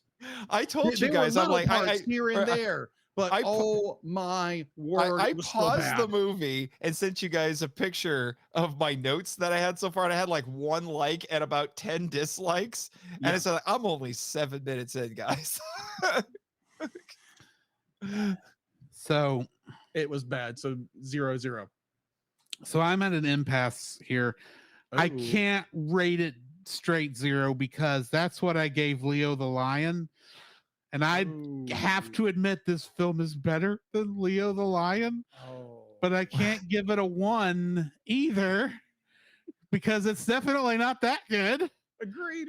So I guess I have to give this a 0.5. So what you're saying is the Cellcast. The Cellcast cross MIFV rates The Legend of Titanic a disputed 0.1. 0.125. That's a lot of binary. Oh my gosh. This was terrible. Because that's the thing, is I can't rate it. Hey, Jimmy, what do you give this? Wow, I didn't realize we could get into the negatives. I guess that makes sense. I guess that makes sense, right? You know, if Godzilla can have a -1, why can't this have a -1? The crazy thing is there is a sequel to this film, and I am worried. Just wait till next year. You're gonna bring me back, aren't you? Just for that dang octopus. My understanding is he's barely even in the movie, despite the fact in the original Italian version, it's named after him. Yeah. Because in that one, he's called Tentacolino, and that's the name of the movie. Yeah. Well, and hilariously, there is a 1977 kaiju movie about a giant octopus called Tentacles, which I can find that on Tubi, but I can't find the sequel on Tubi. I saw it on there because it's under a different title. It's under a different title. And I did see it in there because it literally says, "Do you want to watch In Search of Titanic after this?" And I said, "No, not for a while." No, thank you. Tubi, I know you're free, but you have to pay me to watch that. You need to pay a monthly subscription to me. Exactly.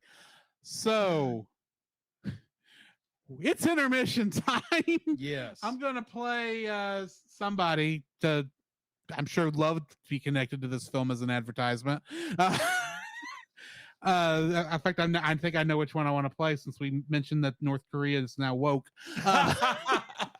After that, we'll be talking about what we've been watching, some news, and then we'll get into X-Men. This podcast is a proud member of Culture Box. Whether you enjoy geeky reviews, comedy, or original fiction, you can open up the Culture Box and find something excellent for your soul. Point your web browser to culturebox.media.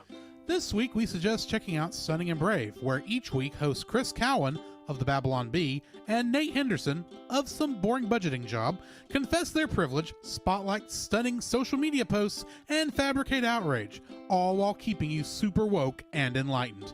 They will make you laugh. That's right.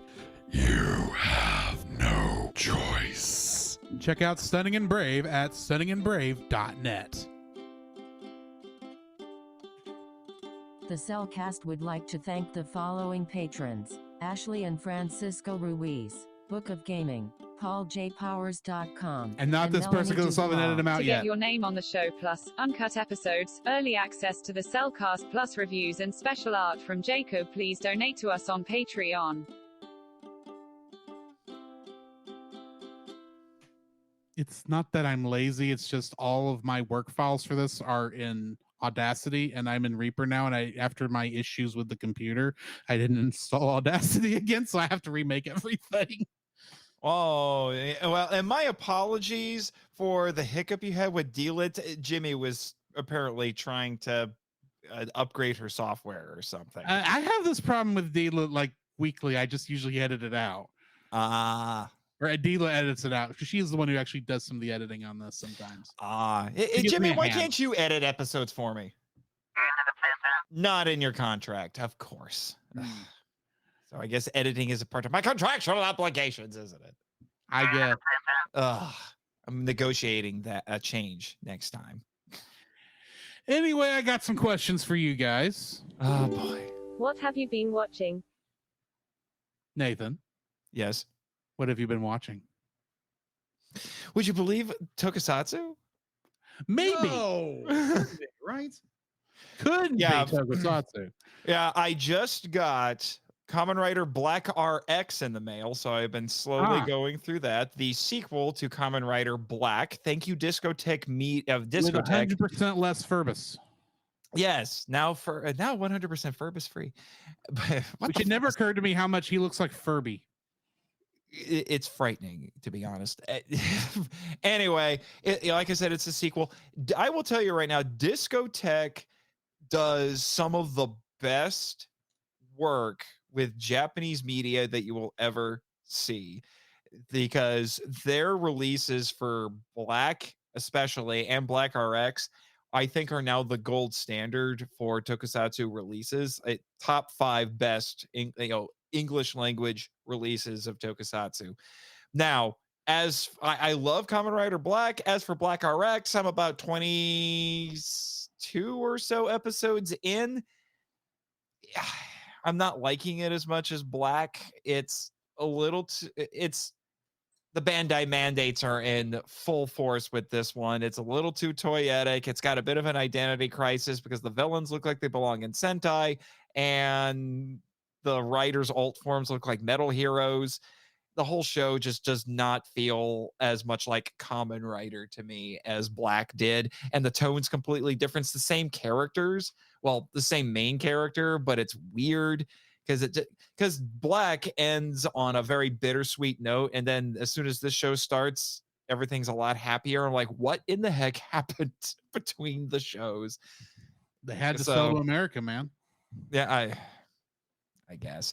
The other Tokusatsu show I've been watching a lot lately is Ultraman Gaia, which is from, I want to say 98. I think it's right. Yeah, about 1998. It's the last of the Tiga Dyna Gaia trilogy. They really only group them together because they had one movie where they all cross over, and it technically wasn't even the real characters except for one of them. It's weird.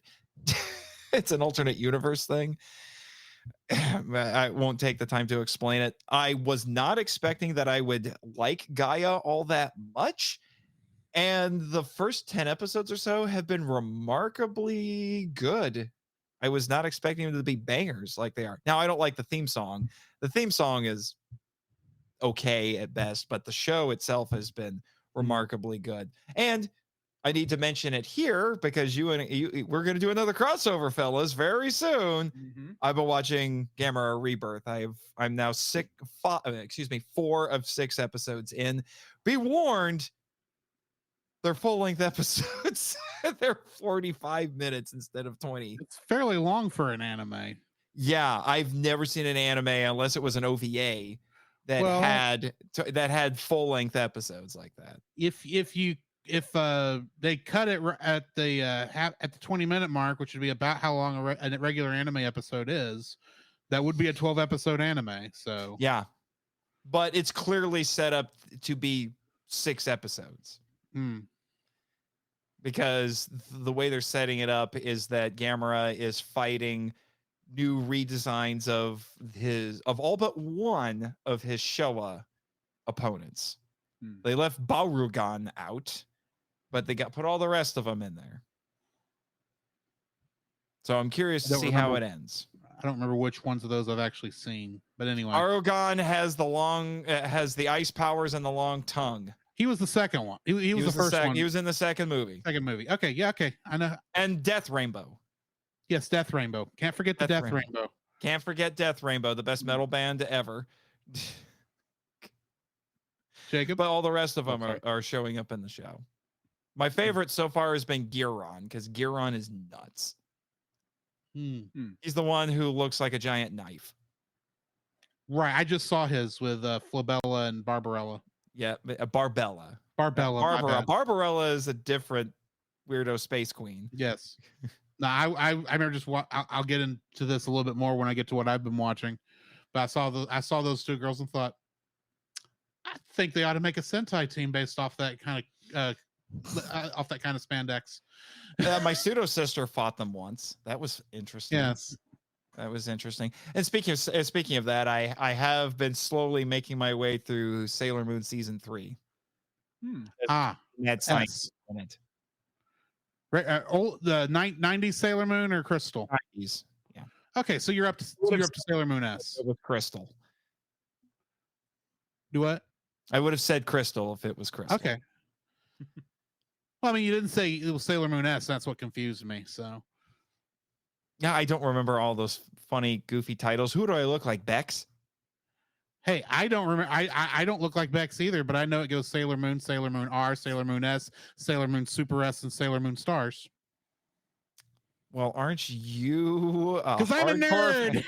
I was gonna say, aren't you a hardcore fan? Give me your man card. Now. I am not a hardcore fan, though I will admit that's one of the few fandoms I've actually read fan fiction from. So. I'm revoking your man card now. Not a lot. Jacob? Oh, come on. It was Godzilla fan fiction. Oh my gosh. All right. What was it? Godzilla and Mothra getting it on? We're not talking about Mothzilla, sir. We don't talk about Mothzilla. Jacob, before this goes any farther island. down the memory hole, why don't you tell us what you've been watching? Once you can breathe again. Yes. Ooh, brother. You're not kidding. Bobo, this is what happens during Bad Movie Month. Things get a bit silly. Okay, so this past weekend, Drew, myself, and a couple of others went on a singles retreat towards the Dallas area. And obviously, I proposed to my girlfriend. She said yes. So now I'm engaged. Oh, so now you can't go to the group anymore. The two have not been kicked out yet. Yet? I do not have control over this. I was going to say, there's a married couple in our group. I'm aware. They're also, he's 80. Yeah, that is true. That is true. He is 80. Are you trying to say one of them is going to end up single very soon? Let's not go there. Let's not go there. My luck, someone from the group is listening tonight. Yeah, exactly. And I don't mean Ashley. Yeah, mum's the word. But anyways, so yeah, we went, had a great time. I proposed. She said yes. Thank you. And praise the Lord for that. That was awesome. Now we're waiting for like 8-9 months to get married. So, so we like, so while we're at this retreat, we're playing card games and the whole bit, and someone be like, "Hey, I want to watch a movie," and they I don't know what program they were. They were on Prime. They were on Prime. I was at the right angle to watch them try and get into it after they fought Netflix for a couple minutes. Oh, okay.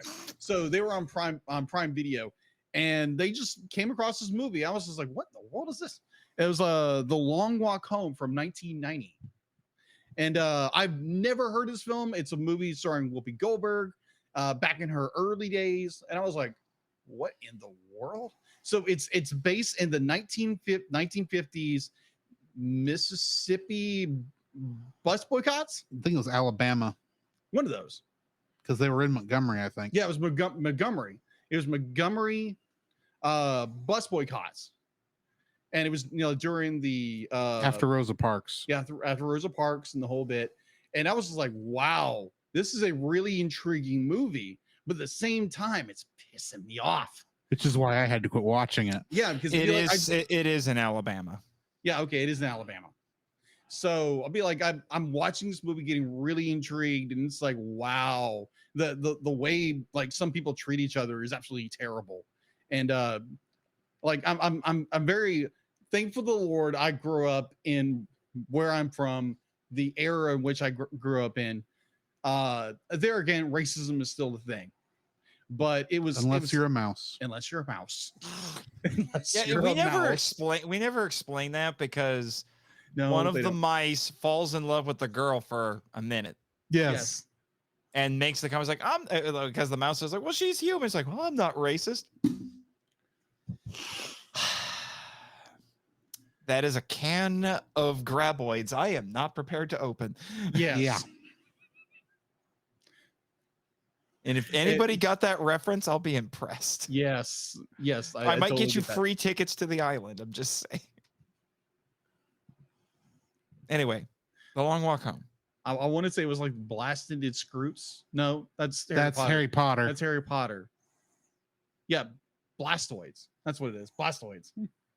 From Blastoids? Blastoids is a Pokemon, sir. Oh, never mind. Graboids, which is what he said, what is also from Tremors. Sorry, I'm getting franchise mixed up. My bad. Anyways, be like, watch The Long Walk Home. You heard it here, folks. Here first, folks. Tremors is officially part of Harry Potter. Oh my gosh. Ooh, Fantastic Beasts and Where to Find Them.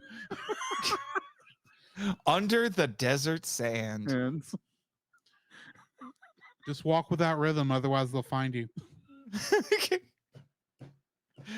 Actually, you just don't want to be on the ground at all. Yeah, agreed. So anyways, I was transitioning to Dune, but whatever. Oh my gosh. Dune. I still haven't seen Dune Part 1 yet. I need to. But I thoroughly enjoyed The Long Walk Home. I would be like, if you want to watch something that's really good, go watch it. And I thoroughly enjoyed it. I was thoroughly impressed with it. And so I'm doing a 200 movie challenge. I don't know why I'm doing it too, but so it's something my brother Jim started, and it's from this month until this month next year. So you have to watch. Be like, if you can watch 200 films. It's like, okay, that's only about 4 I have a week. Huh? It's about 4 a week, roughly. Am I going to get anywhere near close? No, but I'm going to watch some new movies. So I guess you better find that book, 1001 movies to watch before you die. Hey, I'm starting off with Gamera films, so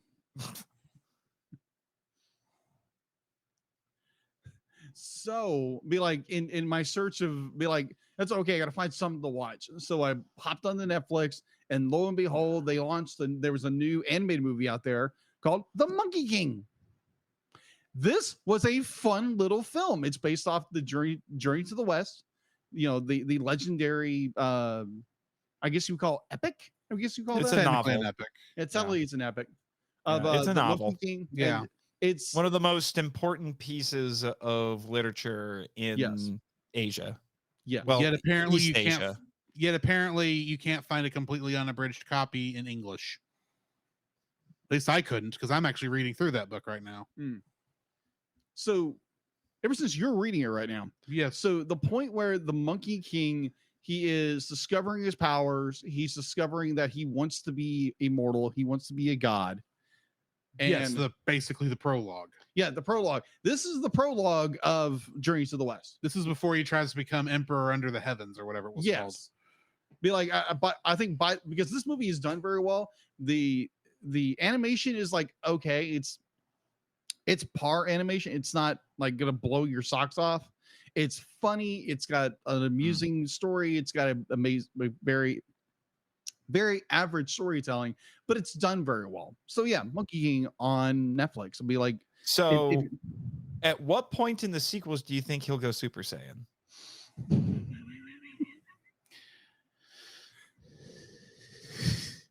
He won't. That would be hilarious. They're like, no, he doesn't become Son Goku. Sorry, that's in the Monkey King Z. Monkey King Z.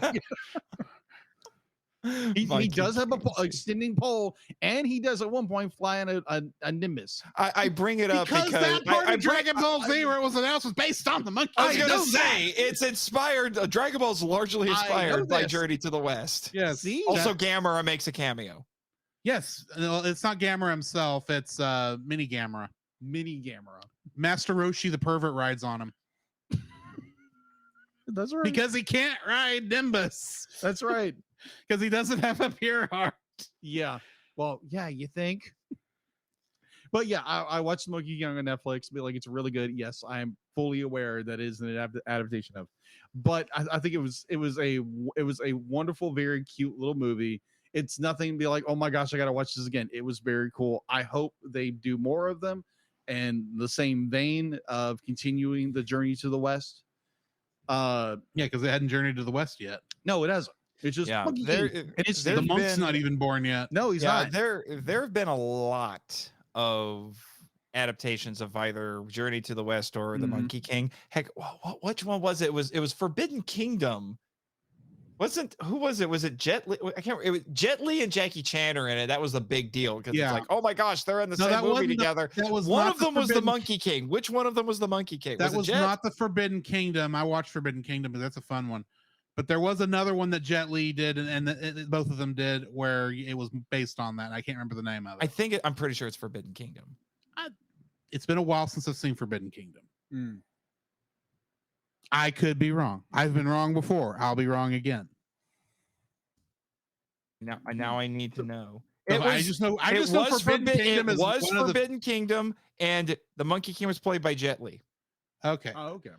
I just remember Forbidden Kingdom is one of like 3 Japanese martial arts movies I've actually seen in a theater. So actually, I think this was an American. No, it was a Chinese film. Yeah, no, wait, Chinese, no, that's but it got shown in is American that no? theaters. Okay. Oh, I thought this was a Hollywood movie, but no, it wasn't. It was distributed by Lionsgate. Barrier is it the Great Barrier? The Great Wall. The Great Wall.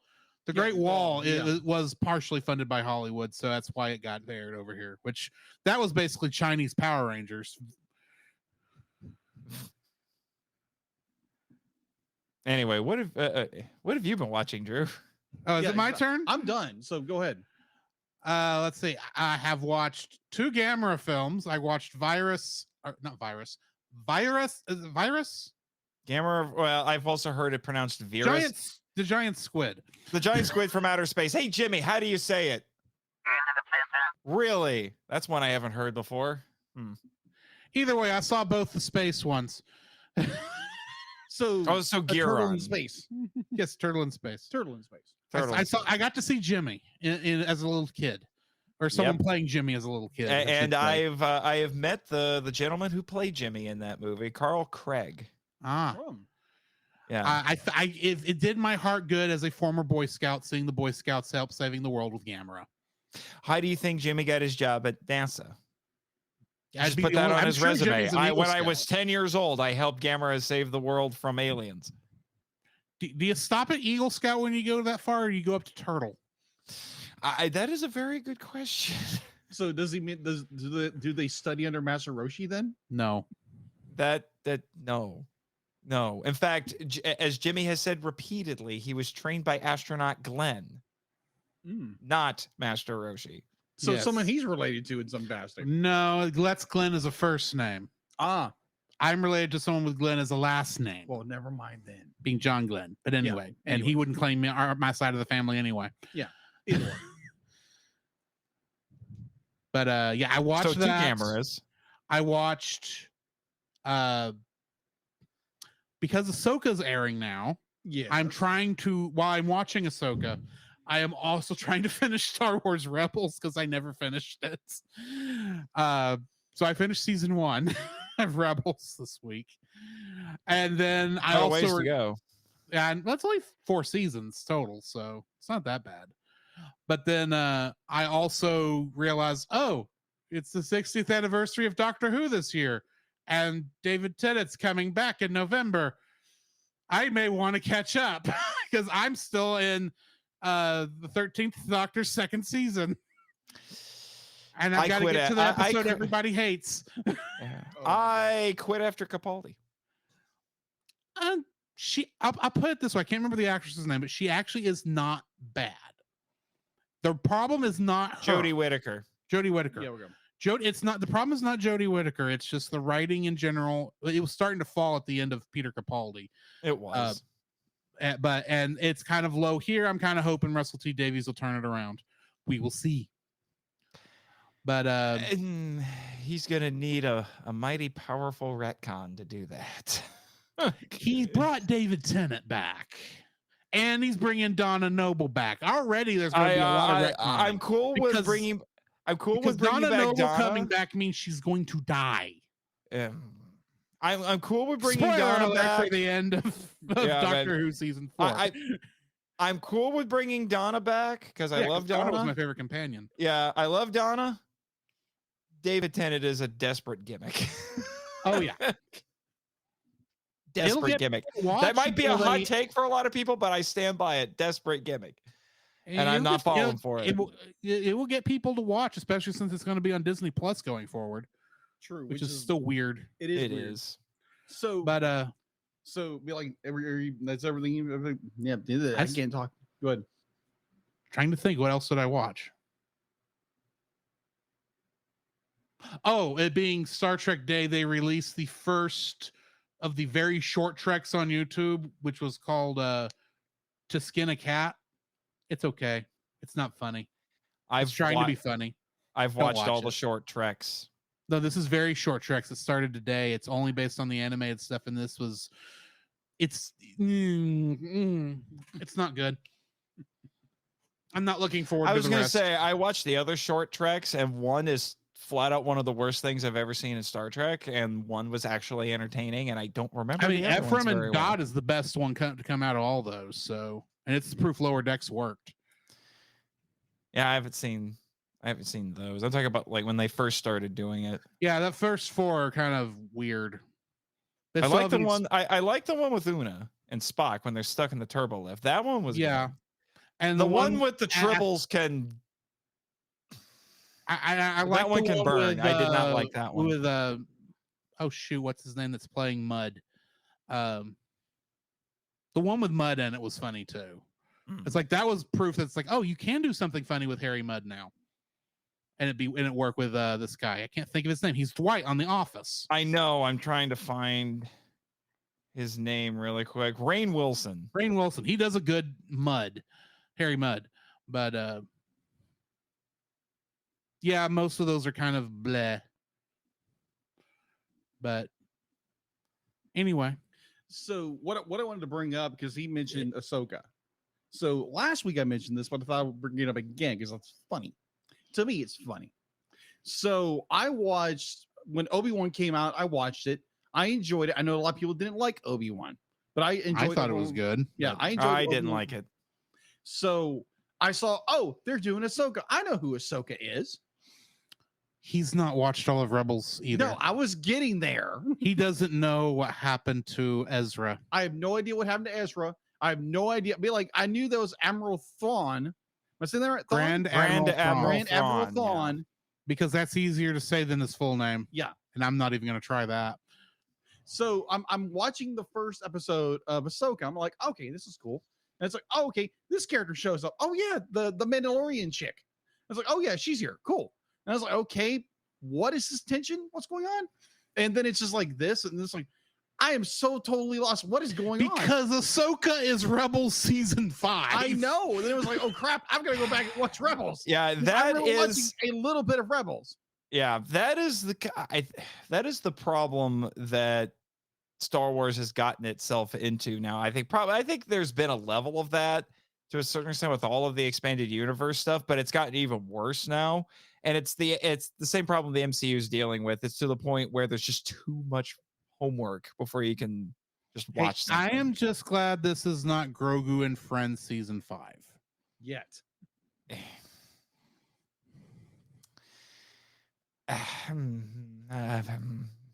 Jimmy and I have had a lot of long talks about The Mandalorian and how we're kind of like, really, did they have to bring the cute one back? I get it. He's highly marketable, but really. I mean, they kind of destroyed what they were doing with Book of Boba Fett, which wasn't much in general, just to bring him in and make it for season 3 of Grogu and Friends. Anyway, we're not running a Star Wars podcast. Thank goodness we're not. But yeah, I saw that and I was like, oh crap, I need more information because I was like totally lost. What's going on? So yeah, I need to go watch Rebels and like everything else because I haven't even watched everything else in Clone Wars yet. So you do need to finish Clone Wars because the end of Clone Wars is amazing. Yeah. Clone Wars is actually pretty good. And then Bad Batch, which I'm looking forward to getting back to Bad Batch once I finish Rebels. Well, and I should mention this. You guys sponsored a couple episodes of Clone Wars for the Film Vault. Yes. The Zillow Beast. I'm looking forward to doing those whenever we get around to it. We'll get to it. We'll get there when we get there. We got anything else? And the Zillow Beast came back. Did you guys know? I haven't watched that episode yet. I haven't either. Bad Batch. Yeah. Now, Bad Batch is basically Clone Wars seasons 8 and 9 at this point. I haven't, like I said, I hadn't got that far yet. Anyway. We got anything before we hit the news? No. So, Jacob, what do we have in the news? The Cellcast News with your host, Jacob Heron.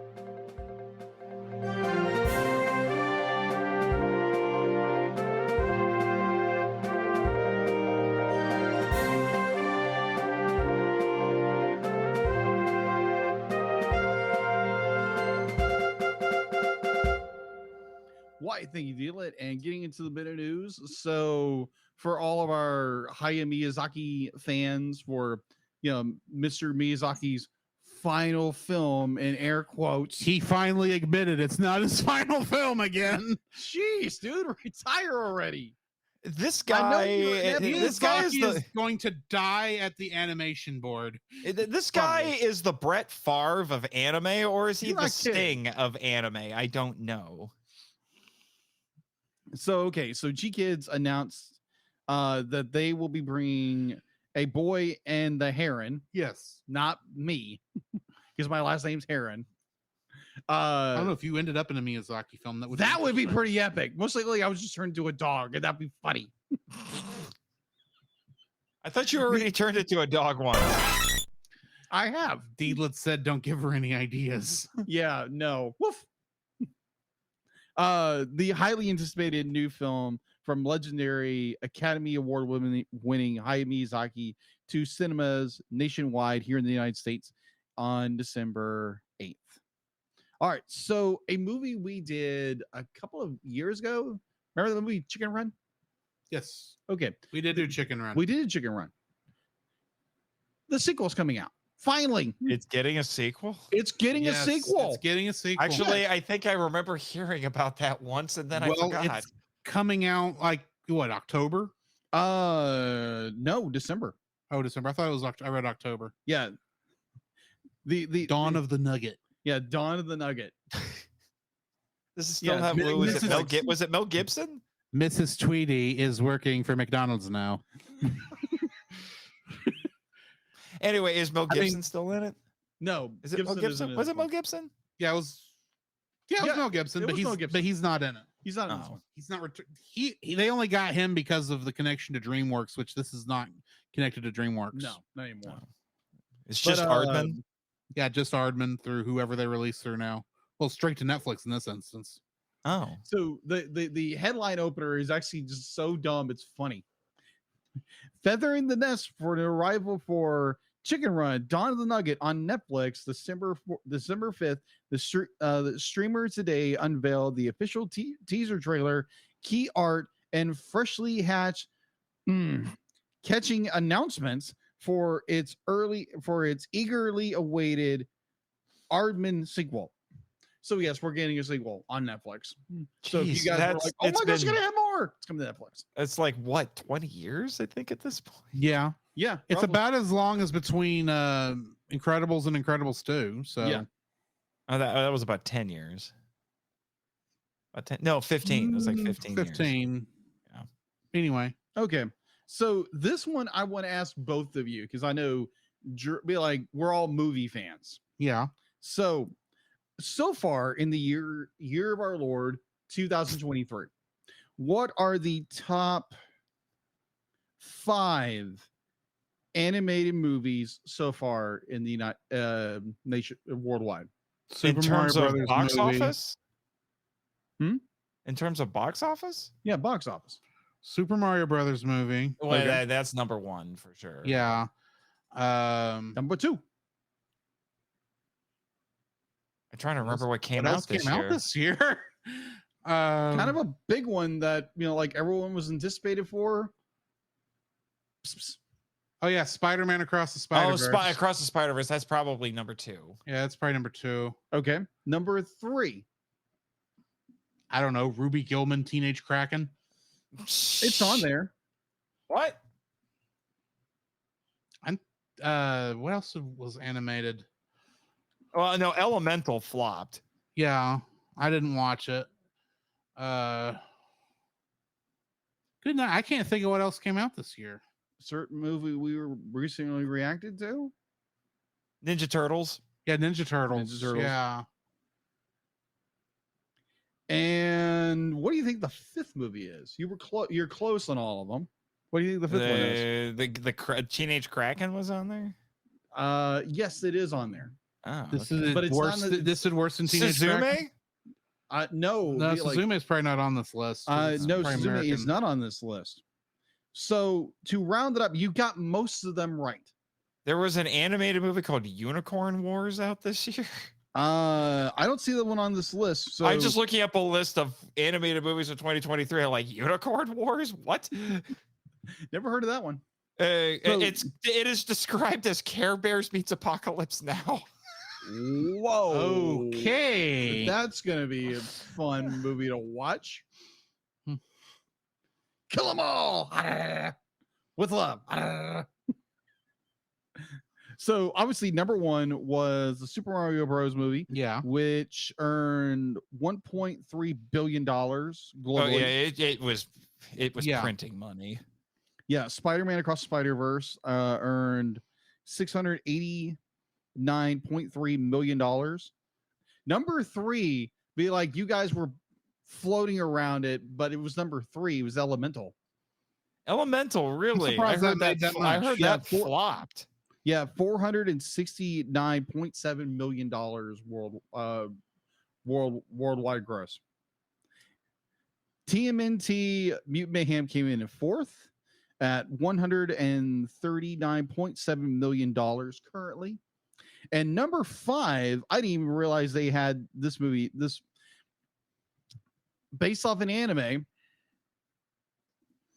Detective Conan, the Black Iron Sub. I didn't expect that on a list for American movies making money. Well, it's more like worldwide. That's what I meant to say. I'm sorry. That's what I meant to say. It was worldwide. Then I am surprised Suzume is not on that list. Yeah, that's kind of a shocker. And a list of movies that are currently coming out. I know apparently on December 21st, apparently there's a movie called Leo coming out. It's like, yeah, a movie we're definitely gonna have to review. Wink, wink, nudge, nudge. We're not gonna watch it. Paw Patrol, the Mighty Movie. We're not watching. Yeah, that's not happening. That's not happening.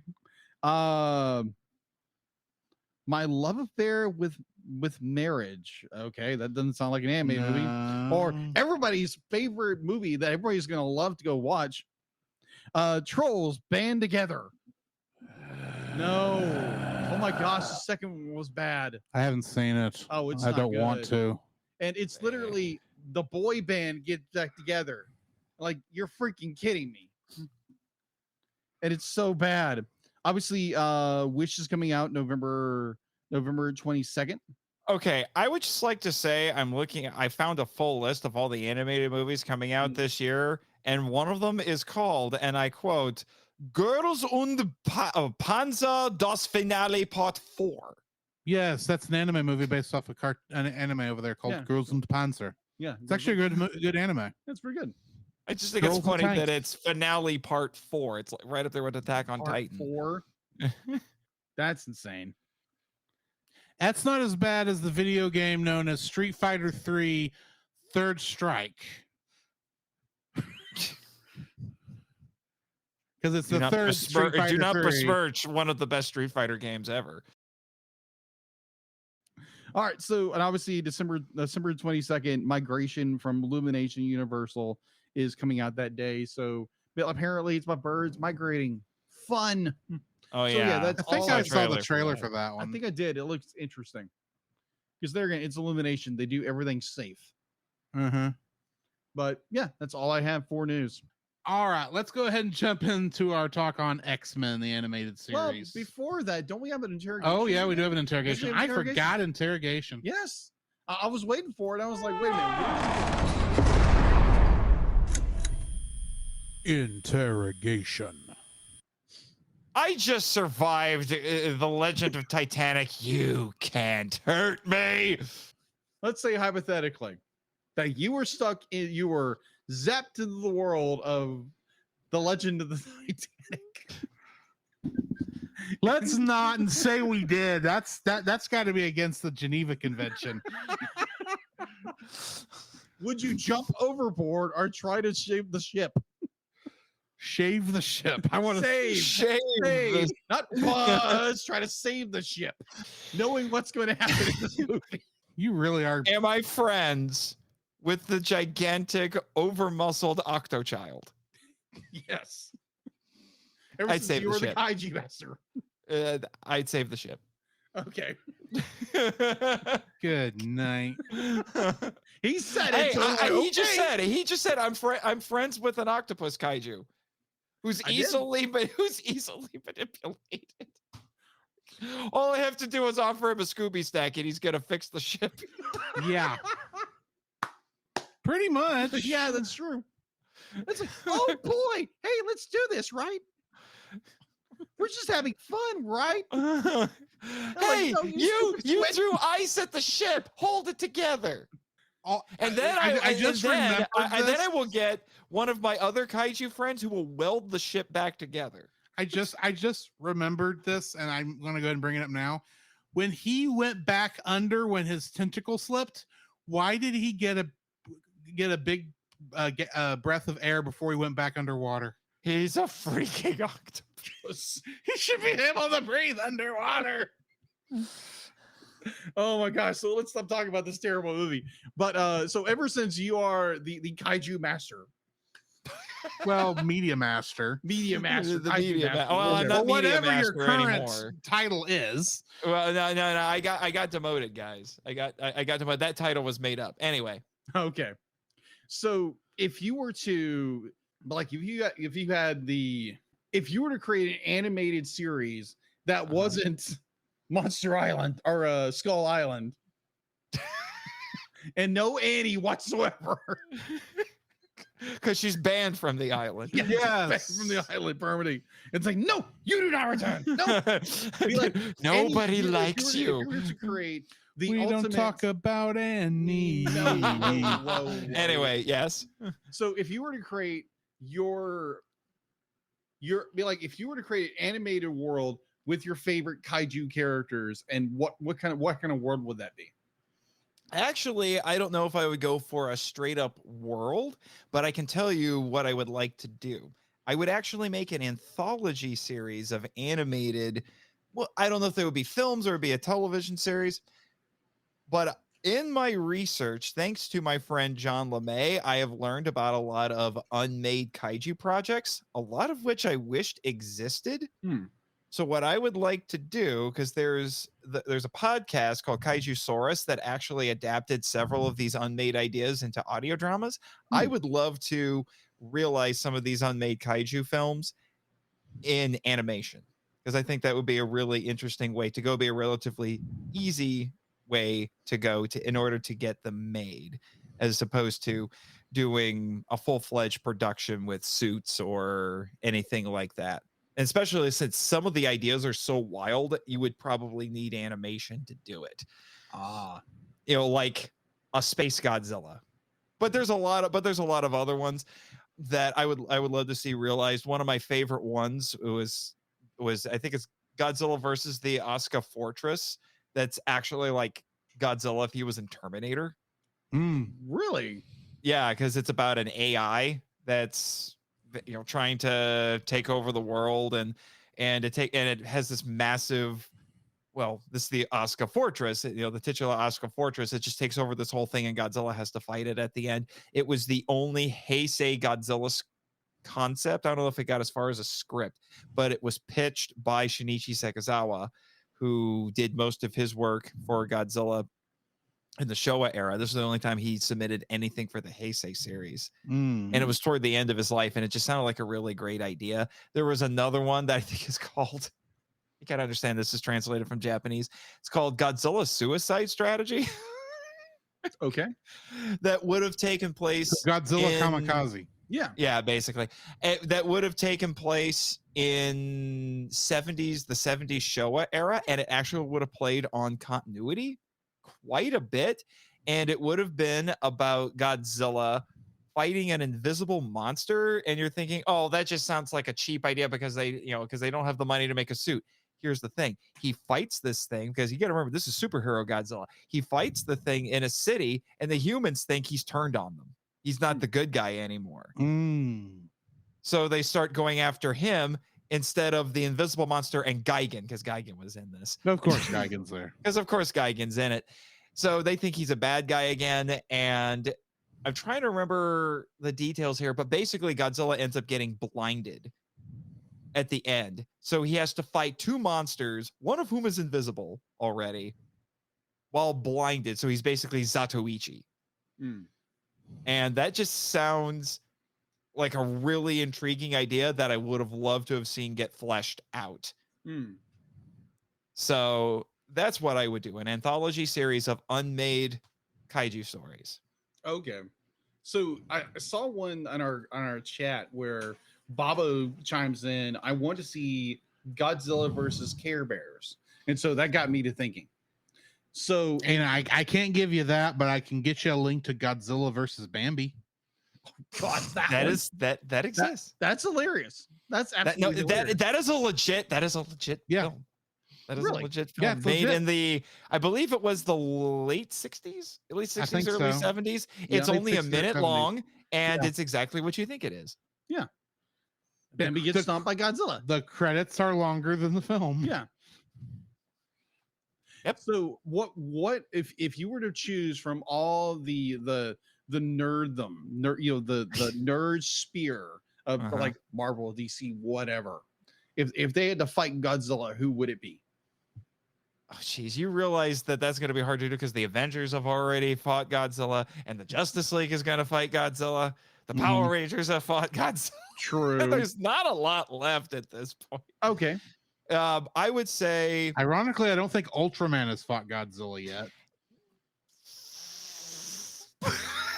Yes and no. I am not counting the suit. I meant Godzilla himself. There have been official crossovers between Ultraman and Godzilla, but it was in like stage shows or late night TV. But Ultraman would be high on my list, a proper crossover. I would also probably say, considering we've gotten most of the the heavy hitters out there, I would probably say like Pacific Rim. I'd love to see Godzilla in Pacific Rim. Yeah. What inspired Pacific Rim? I'm still half surprised the MonsterVerse didn't try to bring Pacific Rim into it. It would be very easy to do it because they already deal with parallel dimensions anyway. Yeah, true. But it's because they're very similar. Both deal with kaiju. One it's about giant robots that fight kaiju, so it just seems natural that eventually you would pit the Jaegers up against the kaiju, the biggest kaiju. We all want to watch Gypsy Danger fight Godzilla. That's basically what it boils down to. And I have heard, and Guillermo del Toro, who is a tokusatsu fanatic, if you watch his stuff, you see it all over the place, that influence, has said he would be open to the idea. of doing a crossover with Godzilla. And I swear that there have been points where somebody's tried to get Guillermo del Toro to make a Godzilla movie. And he's high on my list of directors. I would love to see. They haven't gotten him for the MonsterVerse yet, to be honest. It's because the guy is way too busy. Yeah, that's why That's why he was barely involved with Uprising, because he's just too busy. Which is why you plan it out. It's like, okay, Godzilla 15 movies from now, you get it. Work it into your schedule, Del Toro. Yeah. So I'm just saying, because there's been so many crossovers lately. Yeah, agreed. Yeah, Ultraman or Pacific Rim. Those are about the only real major ones left at this point. So unless you really want to start getting obscure. Okay, so the one that's always kind of got me, because we mentioned it in the news before, and then Drew showed me the trailer to this, or some kind of demo or whatever. It was Godzilla, Ultraman, Evangelion, the Shin Megazord, Shin thing. Japan Heroes. Yes. I was like, Shin what Japan in the world Heroes. is this? That is not a shared universe. It's just a branding thing officially. For merchandise. Yeah. But they made an absolutely insane short where they all combine together like they're a Megazord. And they made a suit and everything. Like the transformation is CGI, but then they made a suit and it fought a monster. Yes. And you can buy that toy. Yes, I saw that. And I kind of wanted it. It's super pricey. Yeah. But I still kind of want it. Oh my gosh. There is one character in all three in the three. It was Ava Unit 1, Shin Godzilla, Shin Ultraman, and Shin Kamen Rider, because Kamen Rider's like, I can do stuff. But yeah, he can form the head. No, he's the pilot, I think. Yeah. I think the motorcycle sits at the top. Yeah. So he's forming the head. Okay, in my defense, there again, be like, I know who you're talking about, but socially, I think from my childhood was Masked Rider. Now, granted, I know there's a lot of people. That's oh not. My gosh, remember how? How I Masked Rider. I know, but it's based off of Masked Rider. And remember how I brought up Kamen Rider Black RX? So. That's where they got the footage from Masked Rider. Yes. Most of it. Most of it. Granted, in Shin Kamen Rider, they call him the Masked Rider. Okay, that's because that's what common means. It means masked or mask. That's why it's Tuxedo Common instead of Tuxedo Mask. The other obvious crossover to do so we can get it properly and not just in like a mobile game would be Godzilla and Gamera. I would like eventually to you have to have Godzilla and Gamera. What? I would like to say Godzilla versus Gamera. I thought about this one. I thought it'd be kind of funny. It's been pitched, but it never gets anywhere because Toho says no ho. The one that I thought of, and I was like, ooh, this would be kind of a fun one. Godzilla versus a certain Marvel character who's been kaiju sized, that is a merc with a mouth. That is voiced by a certain. You said giant size. I'm thinking Giant Man's already fought him. You know what I mean? Yeah. And the MCU version of Ant-Man is technically based off the Ultraman suit anyway. So. Yeah. Wait. So you're Deadpool has Deadpool kaiju sized. You know why that's hilarious for me, right? Yes, I know. I listened to that episode unknowingly, be like, oh, that was the season finale. Oh, here's a special guest. I was like, oh my gosh, that was cool though. I was like, never that would in be my funny. life, ever in my life, would I have ever expected to voice of all superheroes Wade Wilson. Yeah. And like how be like, I don't know, it fits. Away. God help us if Deadpool and Rito ever meet. Help you, because that's gonna make you're gonna lose breath trying to do that. You'll lose your voice doing that. Exactly. That be like, I would pay money to see that recording. Either way, I can already tell you. I think the opening lines are going to be Rito blocks Deadpool's sword with his and says, "Hey Wade, who hired you to kill me this time?" And he says, "Your mama." And then Rito says, "I don't even know who my mom is." Anyway, are Anyways. y'all ready to move on to X-Men? Yes. Let's move on to Speaking of X-Men. Deadpool. Speaking of Deadpool. Yes. Previously on X-Men. Meet the sulky, over-bulky, kinda hulky superhero. Hot to twisted and electrically transistored superhero. An exotically erotic and aquatic superhero. The Marvel superheroes have arrived. X-Men, X-Men, it's the day, it's the day. X-Men, X-Men, coming your way.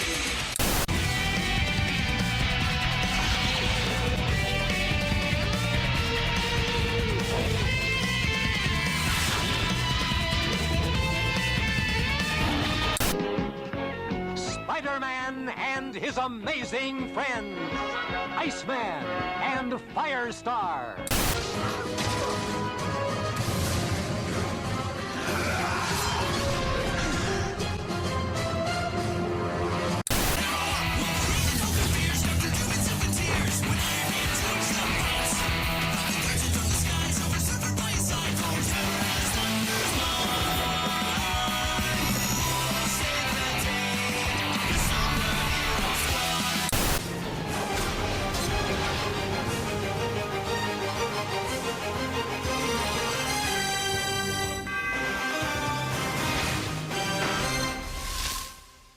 Our first episode of the evening is Family Ties, which first aired on May 4th, 1996. It was directed by Larry Houston and Fred Miller and written by Marley Clark. In this episode, Pietro Maximoff, aka Quicksilver, of the mutant team X Factor, and his sister Wanda, the Scarlet Witch of the Avengers, learn from their dying father that they have been adopted. Magneto, who is looking for his estranged wife, may hold a clue to the Maximoff twins' past. Guest cast for this includes James Blendick as the High Evolutionary, Paul Haddad as Quicksilver, Susan Roman as Scarlet Witch, George Murner as Magneto, I am Magneto, master of magnet. and according to this, Mark Strange is Forge. I don't remember Forge being in here. He's seen for about a pop that he's done. Okay. Wait, what? The only trivia I have for this is in this episode, it's revealed that the Maximoff twins are Magneto's kids. Dum dum dum. Yeah, we'll love to see how the MCU does this. Yeah. The comics have already tried to retcon it. I'm aware, but they did that because the comics were not trying to support the X-Men films when they were still owned by Fox. It's dumb And they had to do petty, it so and they I could don't like technically it. claim that the X-Men, the twins aren't the children of Magneto because they're not actually mutants. They're Inhumans. Yeah, we see how well that's worked out. It's dumb. Either way. What are y'all's thoughts on this episode? Well, what you didn't mention is that our villain in this is not Magneto, it is the High Evolutionary. That's because Magneto has not been a villain since episode 4 of the series. Because this is during his kind of anti-hero phase, which was what was going on largely in the 90s. Yes. At this point. And you mentioned that it's revealed that he's their father. I am amazed. I just want to point this out. I'm amazed at how mature this show was willing to get with all these estranged parents and siblings, and like especially you get to the next episode and to call Mystique loose would be generous. Yeah.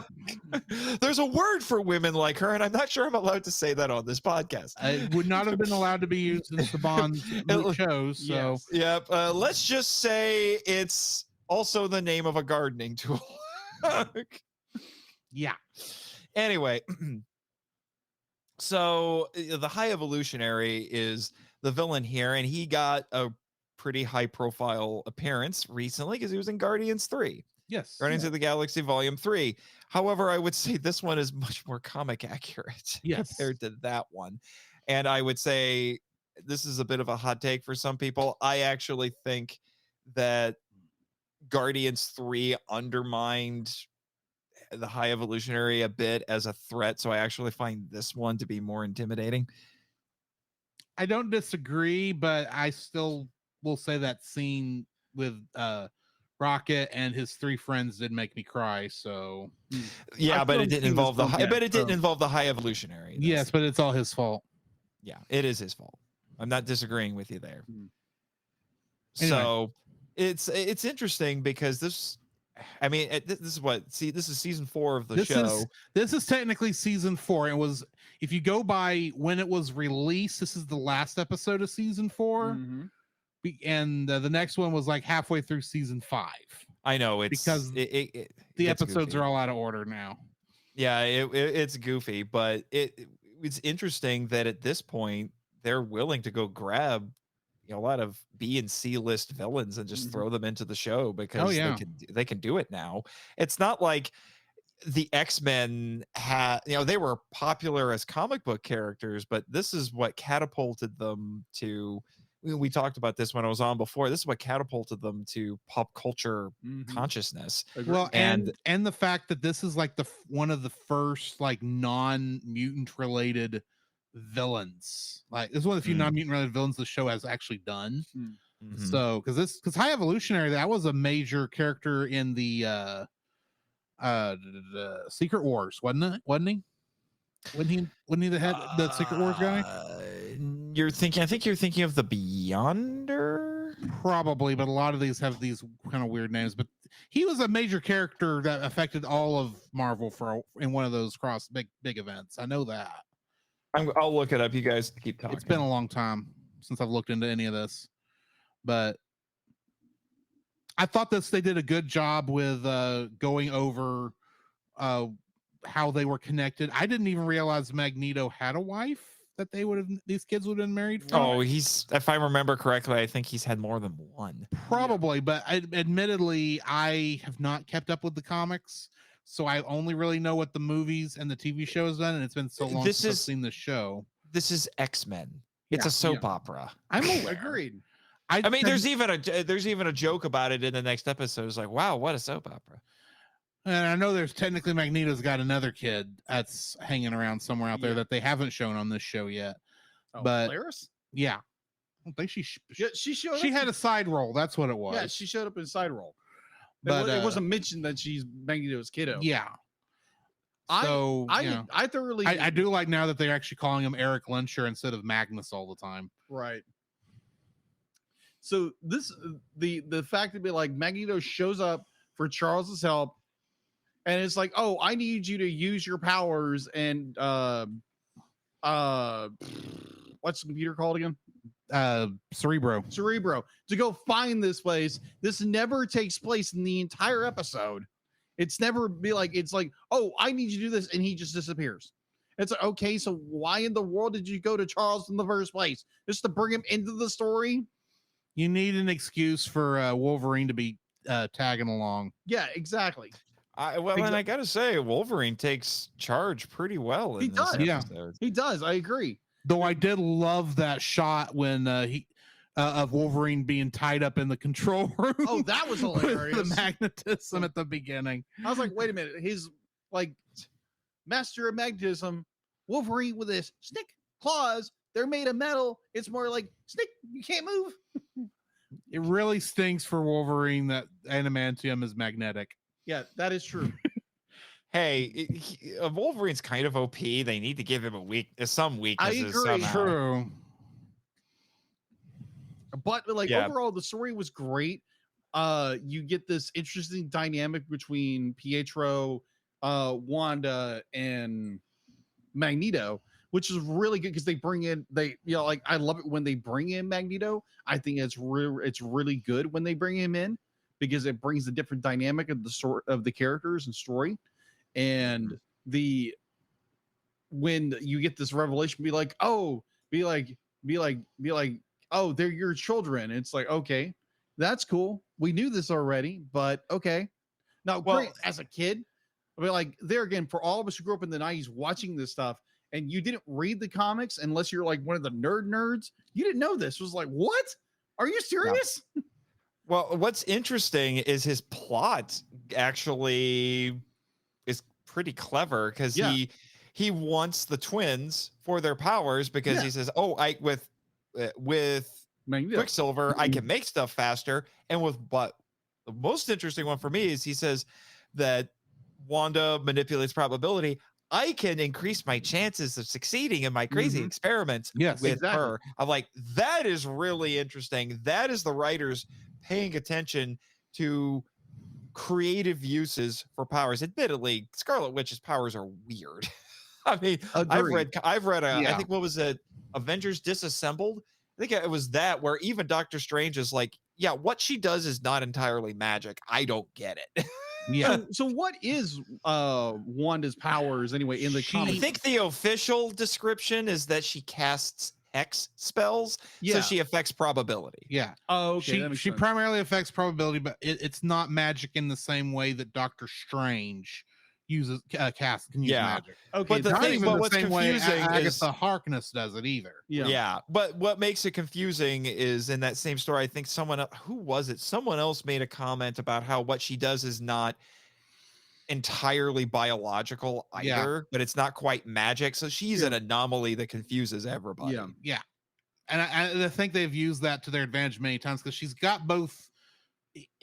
Before they trying to retcon it so they could keep it all in the MCU, she was both mutant and was could do magic at the same time. So that amalgamation of powers made for some really screwy stuff. Right. Yeah, agreed. Which is why Avengers Disassembled happened, and then that dovetailed into a really interesting alternate universe story called House of M. Yeah, I've read House of M, and that is disturbing.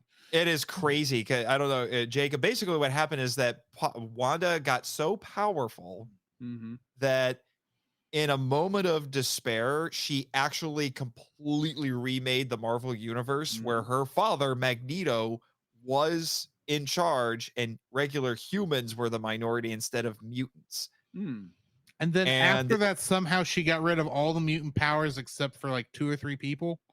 Yeah, it was a handful. Like basically everybody who was there, because that dovetailed into what they did with it, because the X-Men status quo changed pretty hard after that. I read that before WandaVision came out because I was just curious what they were taking it from, and that's what one of the comics everyone was suggested.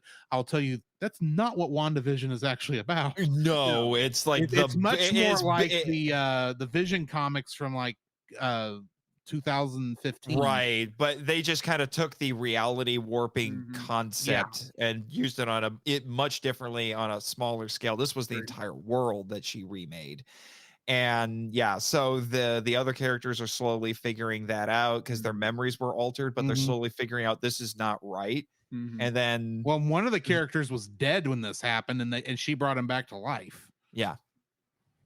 Yeah, I don't remember. So then they figure it out and they decide to go, to go fight him. I think one of the most interesting scenes that they had in there is one of the people that they figure out is in this reality, and they do think about going to ask him for help, was Steve Rogers. But in this version of reality, he never became Captain America. He was just a happy old man at this point. And they're like, should we really talk to him? And they said, you know what? Leave him at peace. And then they just went with who they had to go deal with the problem, so that was really interesting. But we're not talking about House of M. Right. We're talking about this. I'll bring that up because they talk about she's a major part of the High Evolutionaries plot, but then she never uses her powers the entire episode. Yeah. Her brother does. That being said, I was very happy to see all the Bova and all all animal humans. Because that's one thing I really appreciated Wolverine talking with Beast and making a Dr. Moreau reference. That made me happy. But that is what the High Evolutionary does. He does human animal hybrids. Anyway, y'all ready to move on to the next one? Sure. Well, can we talk a little bit about Werewolverine first? Yeah. And how casually they do that and then fix it. There was a good portion of the end of this episode I didn't get. Were they when High Evolutionary left, did it just reverse everything, or was this all like holograms or something? it just seemed to correct itself way too fast. Yeah, that we got back to the status quo way too fast for it to make sense. Yeah, I think it was like Hank said it was more like it's a man creates life, and once he leaves, it dies and disappears, or something like that. And then that was the interesting thing, because even though high evolutionary, I mean, it's in his name, he's about using evolution and manipulating genetics, but he uses some very religious sounding terminology in some of his lines. Like he says, "Let there be life," and that this would be perfect without sin. I'm like, wow, dude. You just can't get away from it, can you? We get it. You're playing God. Yes. And this isn't even the one with all the Christian undertones. No, that's the next one. Exactly. So let's go ahead and jump on that. Yep. Next episode we got is Bloodlines, which first aired August 28th, 1996. It was directed by Larry Houston and Fred Miller and written by Lynn Ulley. In this episode, Nightcrawler finally meets his mother who gave him up, Mystique, which had been previously shown that that's who his mother was. Guest casts for this includes Chris Britton as Mr. Sinister, Jennifer Dale as Mystique, Sabretooth as Sabretooth as Graydon Creed Sr. I missed the guy's name. Adrian Q as Nightcrawler, and John Stoker as Graydon Creed Senior, Jr. Human. This is a Graydon Creed human. How about that? Yeah, there you go. So this was actually the reason I won. Trivia. This is the final appearance in the show of Sabretooth, Mystique, Nightcrawler, and Graydon Creed. When the trick-or-treaters arrive at the X-Mansion, two are dressed as knockoff versions of Spider-Man and Daredevil, fellow Marvel superheroes. Mystique was revealed to be both Nightcrawler's birth mother in Nightcrawler 1995 and Rogue's adopted mother in Days of Future Past Part 2 in 1993. And here is revealed she is also Graydon Creed's birth mother as well. In response to Jubilee's question about Nightcrawler and Beast being related, Rogue quips, "Girl, that's about as likely as Nightcrawler and me being kin." The comment foreshadowing the discovery of Nightcrawler's relationship to Mystique, which was revealed to the audience in Nightcrawler, as I already said. So, yeah. So you were going to say, Nate? I was going to say, I can't remember exactly what I was going to say, but one of the, and I remember, I wanted to be on specifically for this episode because the Nightcrawler episodes, even when I was a kid, astonished me with how forthright and genuine they wrote Nightcrawler as a Christian man. He is devoutly Catholic, and they make no bones about it. I would love to know exactly who wrote these episodes and how, like, they had to have had somebody who was actually Catholic look these things over and be like, how would an actual devout Catholic speak? Because they don't sugarcoat it. Nothing. Like it.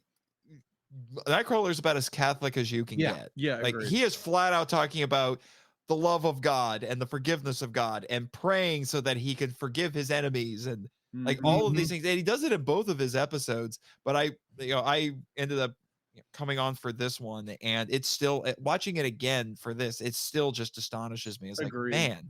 And the only other time I can think of where they went anywhere close to this was because even though Nightcrawler's appeared in several of the X-Men movies, the only time they really embraced his Catholicism was X2. And I still don't think that it was handled as well as it was in the animated series, even though I did really like the line about, because he has one of the weird changes they made to him in that movie is he has all those tattoos. It's kind of hieroglyphic looking tattoos. And someone, I think, what was it, Storm? I think Storm asked him, how many do you have? And he says, one for every sin. I'm like, oh, I like that. That's going to be quite a lot. Yeah. Well, I mean, that was the added line, which I wish wasn't there, because he said one for every sin, so there are many. I'm like, you could have just left it at one for every sin, because we see how many there are. All right, dude. But anyway, that nitpick aside, that, like I said, even in this, like, he's flat out talking about like actual sound Christian theology. He's like, I will pray for God's grace upon me and I will pray for God's grace upon you and that God would give me the grace to forgive you. Yeah. He's talking to Mystique. Yeah. And she's like, why would you even care about me? Yeah, and they're doing it in this very over the top kind of melodramatic way because it's a comic book show and that's what you do. That's why the soap opera joke is kind of fitting. I mean, good Lord, Creed is very melodramatic in this. Yeah, a little bit. We're talking about Nightcrawler. I mean, that is the weird thing about this, because I did not, when this show started, I admittedly did not know that Sabretooth had a kid. B, that this kid was anti-mutant as in the extreme. And B, and somehow isn't a he's mutant. also the son of Mystique. Yeah. Well, what I'm trying to figure out is how two mutants had a normal child. Yeah. Well, I mean, that's a genetic lottery right there. He's a squid. Basically, he's the weird one. The big question is, how did he get to be an adult and not know who his parents were? Because he's obviously a junior, but did he not know he was a junior? No, he knew he was a junior because they even mention it's like you'd be like you have. And I guess it's just like you failed to mention your mutant genetics. And I guess it's just Sabretooth's regular name was just not known to the public, even though he was already causing so much turmoil on the news, even in the very first episode. So I guess that's how he could have gotten so far with not ever knowing about his parentage, but still, it is kind of weird how this is the one kid between Sabretooth and Mystique that didn't have a mutant ability, despite the fact she had Nightcrawler with a regular human, and he got a mutant ability. So anyway, and nearly murdered him. Nearly. Again, this show is remarkably mature for a Saturday morning show. Well, at this point, Saban would be using everything they learned from Power Rangers to get away with whatever they can get away with. So, because they would be deep into season 3 of Power Rangers by this point. Oh no! At this point, they're getting into Zeo. Yeah. But but something I noticed, both of these episodes deal with revelations and family. So that's a theme throughout both of them. And it's weird how these ended up right next to each other.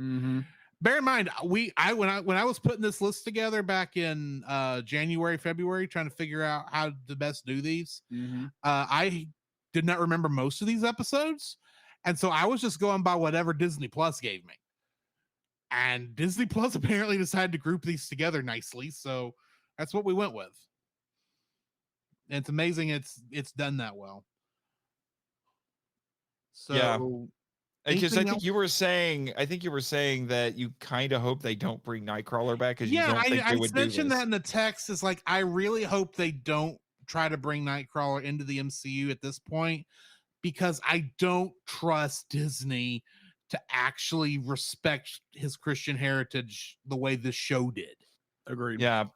I will admit, from what I have heard, Nightcrawler's Catholicism was a later development for the character. When he first showed up, he was just supposed to be the kind of lighthearted adventurer, swashbuckler. The Catholicism developed later. Wasn't he in the group in Giant Sized X-Men that joined with Storm and Wolverine and all them? Yeah, I thought so. Well, Wolverine was later. Wolverine's first appearance was in a Hulk comic book. I could have sworn I read I could have sworn he was in there, but anyway, doesn't matter. I'm not going to fight you over it. You're the comic book guy, not me. Yeah, well, I'm actually double checking just to make sure. Let's see. Yes, Giant Size X-Men #1, his first appearance. Yeah, but anyway, y'all got anything else before we cut out? Oh, I got to mention what we're doing next week, because I didn't mention it on either thing. No, I'm slipping as a podcaster.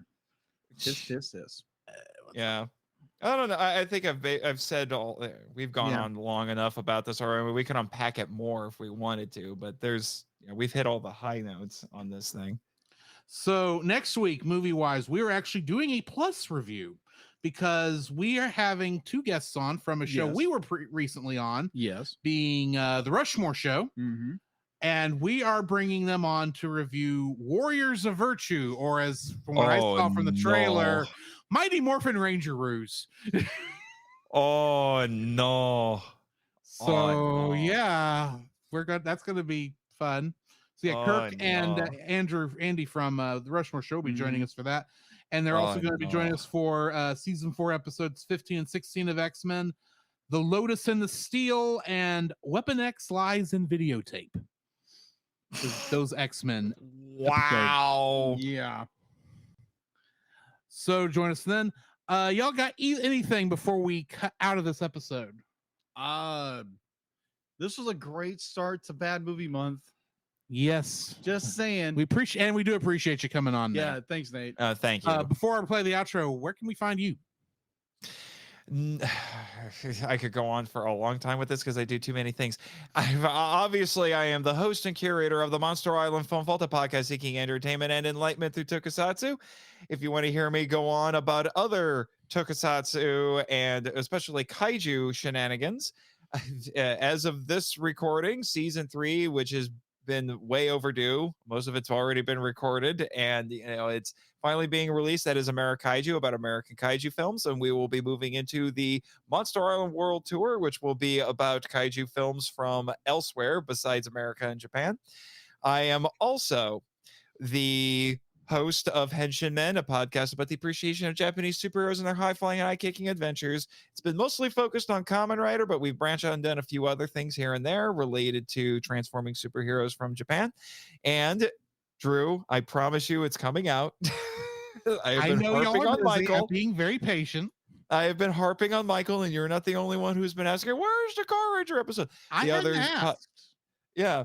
I've been very patient. I know y'all are busy. Well, it's mostly Michael at this point, but I am also the co-host of the Power Trip: A Journey Through the Power Rangers franchise, where we have been doing deep dives, and I do mean deep dives, into all things Power Rangers, as we have been waiting for 30th anniversary material to come out for Power Rangers. We have been checking out Super Sentai and Power Ranger comic books. Drew was on an episode that is almost finished. I have been told by my co-host Michael Hamilton. You were on for Gekiso Sentai Car Ranger, which famously or infamously became Power Rangers Turbo.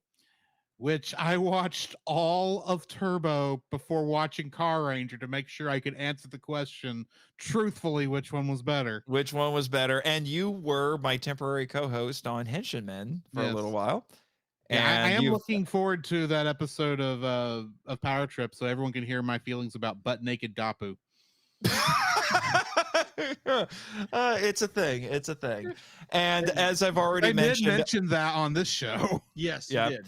Yep. And as I mentioned a bit earlier, I am one of the cast members for Scyther Inc. Productions. For their fan-produced audio dramas. I've most famously have been Rito Revolto, or in this case, Rito Bandora, on Power Rangers, the audio drama, and I was recently cast, of all people, as Deadpool on X-Men, the audio drama, and I have been told Deadpool will be coming back at some point. I was just a post-credit gag at this point. So... yeah, well, they got to do the circle chase at some point, of course. Yeah, they do. And otherwise, I am also an author. And if you want to check out my writings, I have a bunch of books out there right now, about I think 10 or 12 at this point to my name. Check out nathanjsmartinchan.com. That's my author website. And also be sure to check out Kaiju Ramen Magazine. I am the editor for them, and I'm one of their staff writers. Issue 10 is out right now. I think it was very close to coming out, and it's got the best cover we've ever done. It's a holographic version of Rainbow Ghidorah, which was the original concept for him, but he wasn't gold initially in the planning stages. He would have had a much wilder color scheme. And that is going to be our cover for this. And the theme of that issue will be Godzilla's greatest enemies. And as you would expect, I wrote about King Ghidorah and his origins and his symbology, because it's actually very interesting. I found out the obvious things that people would expect, the Hydra, the Orochi, but then I found out there's actually a Soviet dragon that inspired Ghidorah as well. A different kind of communist. A more respectable communist than the ones in North Korea. One that didn't claim the Titanic sank, but with no one dying. Yes, quite. Yeah. King So Ghidorah I saved think I've hit everybody. most of the important things. You can find links to all the socials, for the podcasts and and me as an author and everything on all of those websites, monsterislandfilmvault.com, or the podcast. You guys have been on several episodes of the Film Vault, and there's more coming. So Indeed. I'm looking forward to that. Basically, anytime I have to do anything animated or you guys sponsor something because you're patrons, which definitely check out MIFV Max on Patreon. I have some amazing patrons and I'd love to count you among them. So, for those of you who are listening, so you get some really great perks starting at just $3 a month. And one of them is you can actually sponsor episodes, which you guys have done a couple of times. We've done Mighty Morphin the movie. And you've already sponsored the Zillow Beast episodes for Clone Wars, and I think I've already got a third one on that list too. Yes, which I will announce at a later date. I'm not quite ready for that one yet. But yeah, basically anytime I do anything animated and kaiju, I have to bring you guys on, which is why very soon we will be doing yet another crossover for what I hope, at least so far anyway, will be a superior kaiju anime because it's a real anime. Gamera Rebirth. Gamera is really neat. He is filled with turtle meat. And he's better than Annie. Yeah. And you could claim he's already been on this show because of Frankenweenie. Hashtag throw the whale. Yes, throw the whale. One of the only good parts of that entire show. Anyway, I'm done monopolizing your time. All right. We'll just see y'all next time. But in the meantime, this has been Drew. This is Jacob. And this is Nathan. And Jimmy. And we'll catch you in the next frame. You can follow Jacob on his Facebook at Jacob B. Heron. His Facebook page, Jacob's Daily Art Corner, where he tries to draw each and every day. I try. His Instagram at Jacob B. Heron. His Twitter at Jacob Heron. And his Letterboxd at Jacob Heron. You can find Drew on Facebook at Drew Dodgen. His Facebook page, Drew's Photobin, to see his photography. I got some new stuff coming up His soon. Letterboxd page at GGeorge759. I'll update that eventually. His Twitter at GGeorge759. He and made Instagram new credits? at Drew Dodgen. What? You can like us on Facebook at the Cellcast Podcast. On Twitch at the Cellcast Gaming. On YouTube at Cellcast. On Twitter at cast_cell. The Cellcast can be found at Apple Podcasts, Google Play Podcasts, Stitcher, Not anymore. Spotify, or anywhere else fine podcasts are downloaded from. Please rate and review us where you found us, and also on Podchaser. Email us at thecellcastpodcast@gmail.com. The Cellcast is a proud member of both the Pop Americana and Culture Box media networks. For more information, please see the link in the description. Our theme song is Drop and Roll by Silent Partner. And remember, that's Cell with a single L.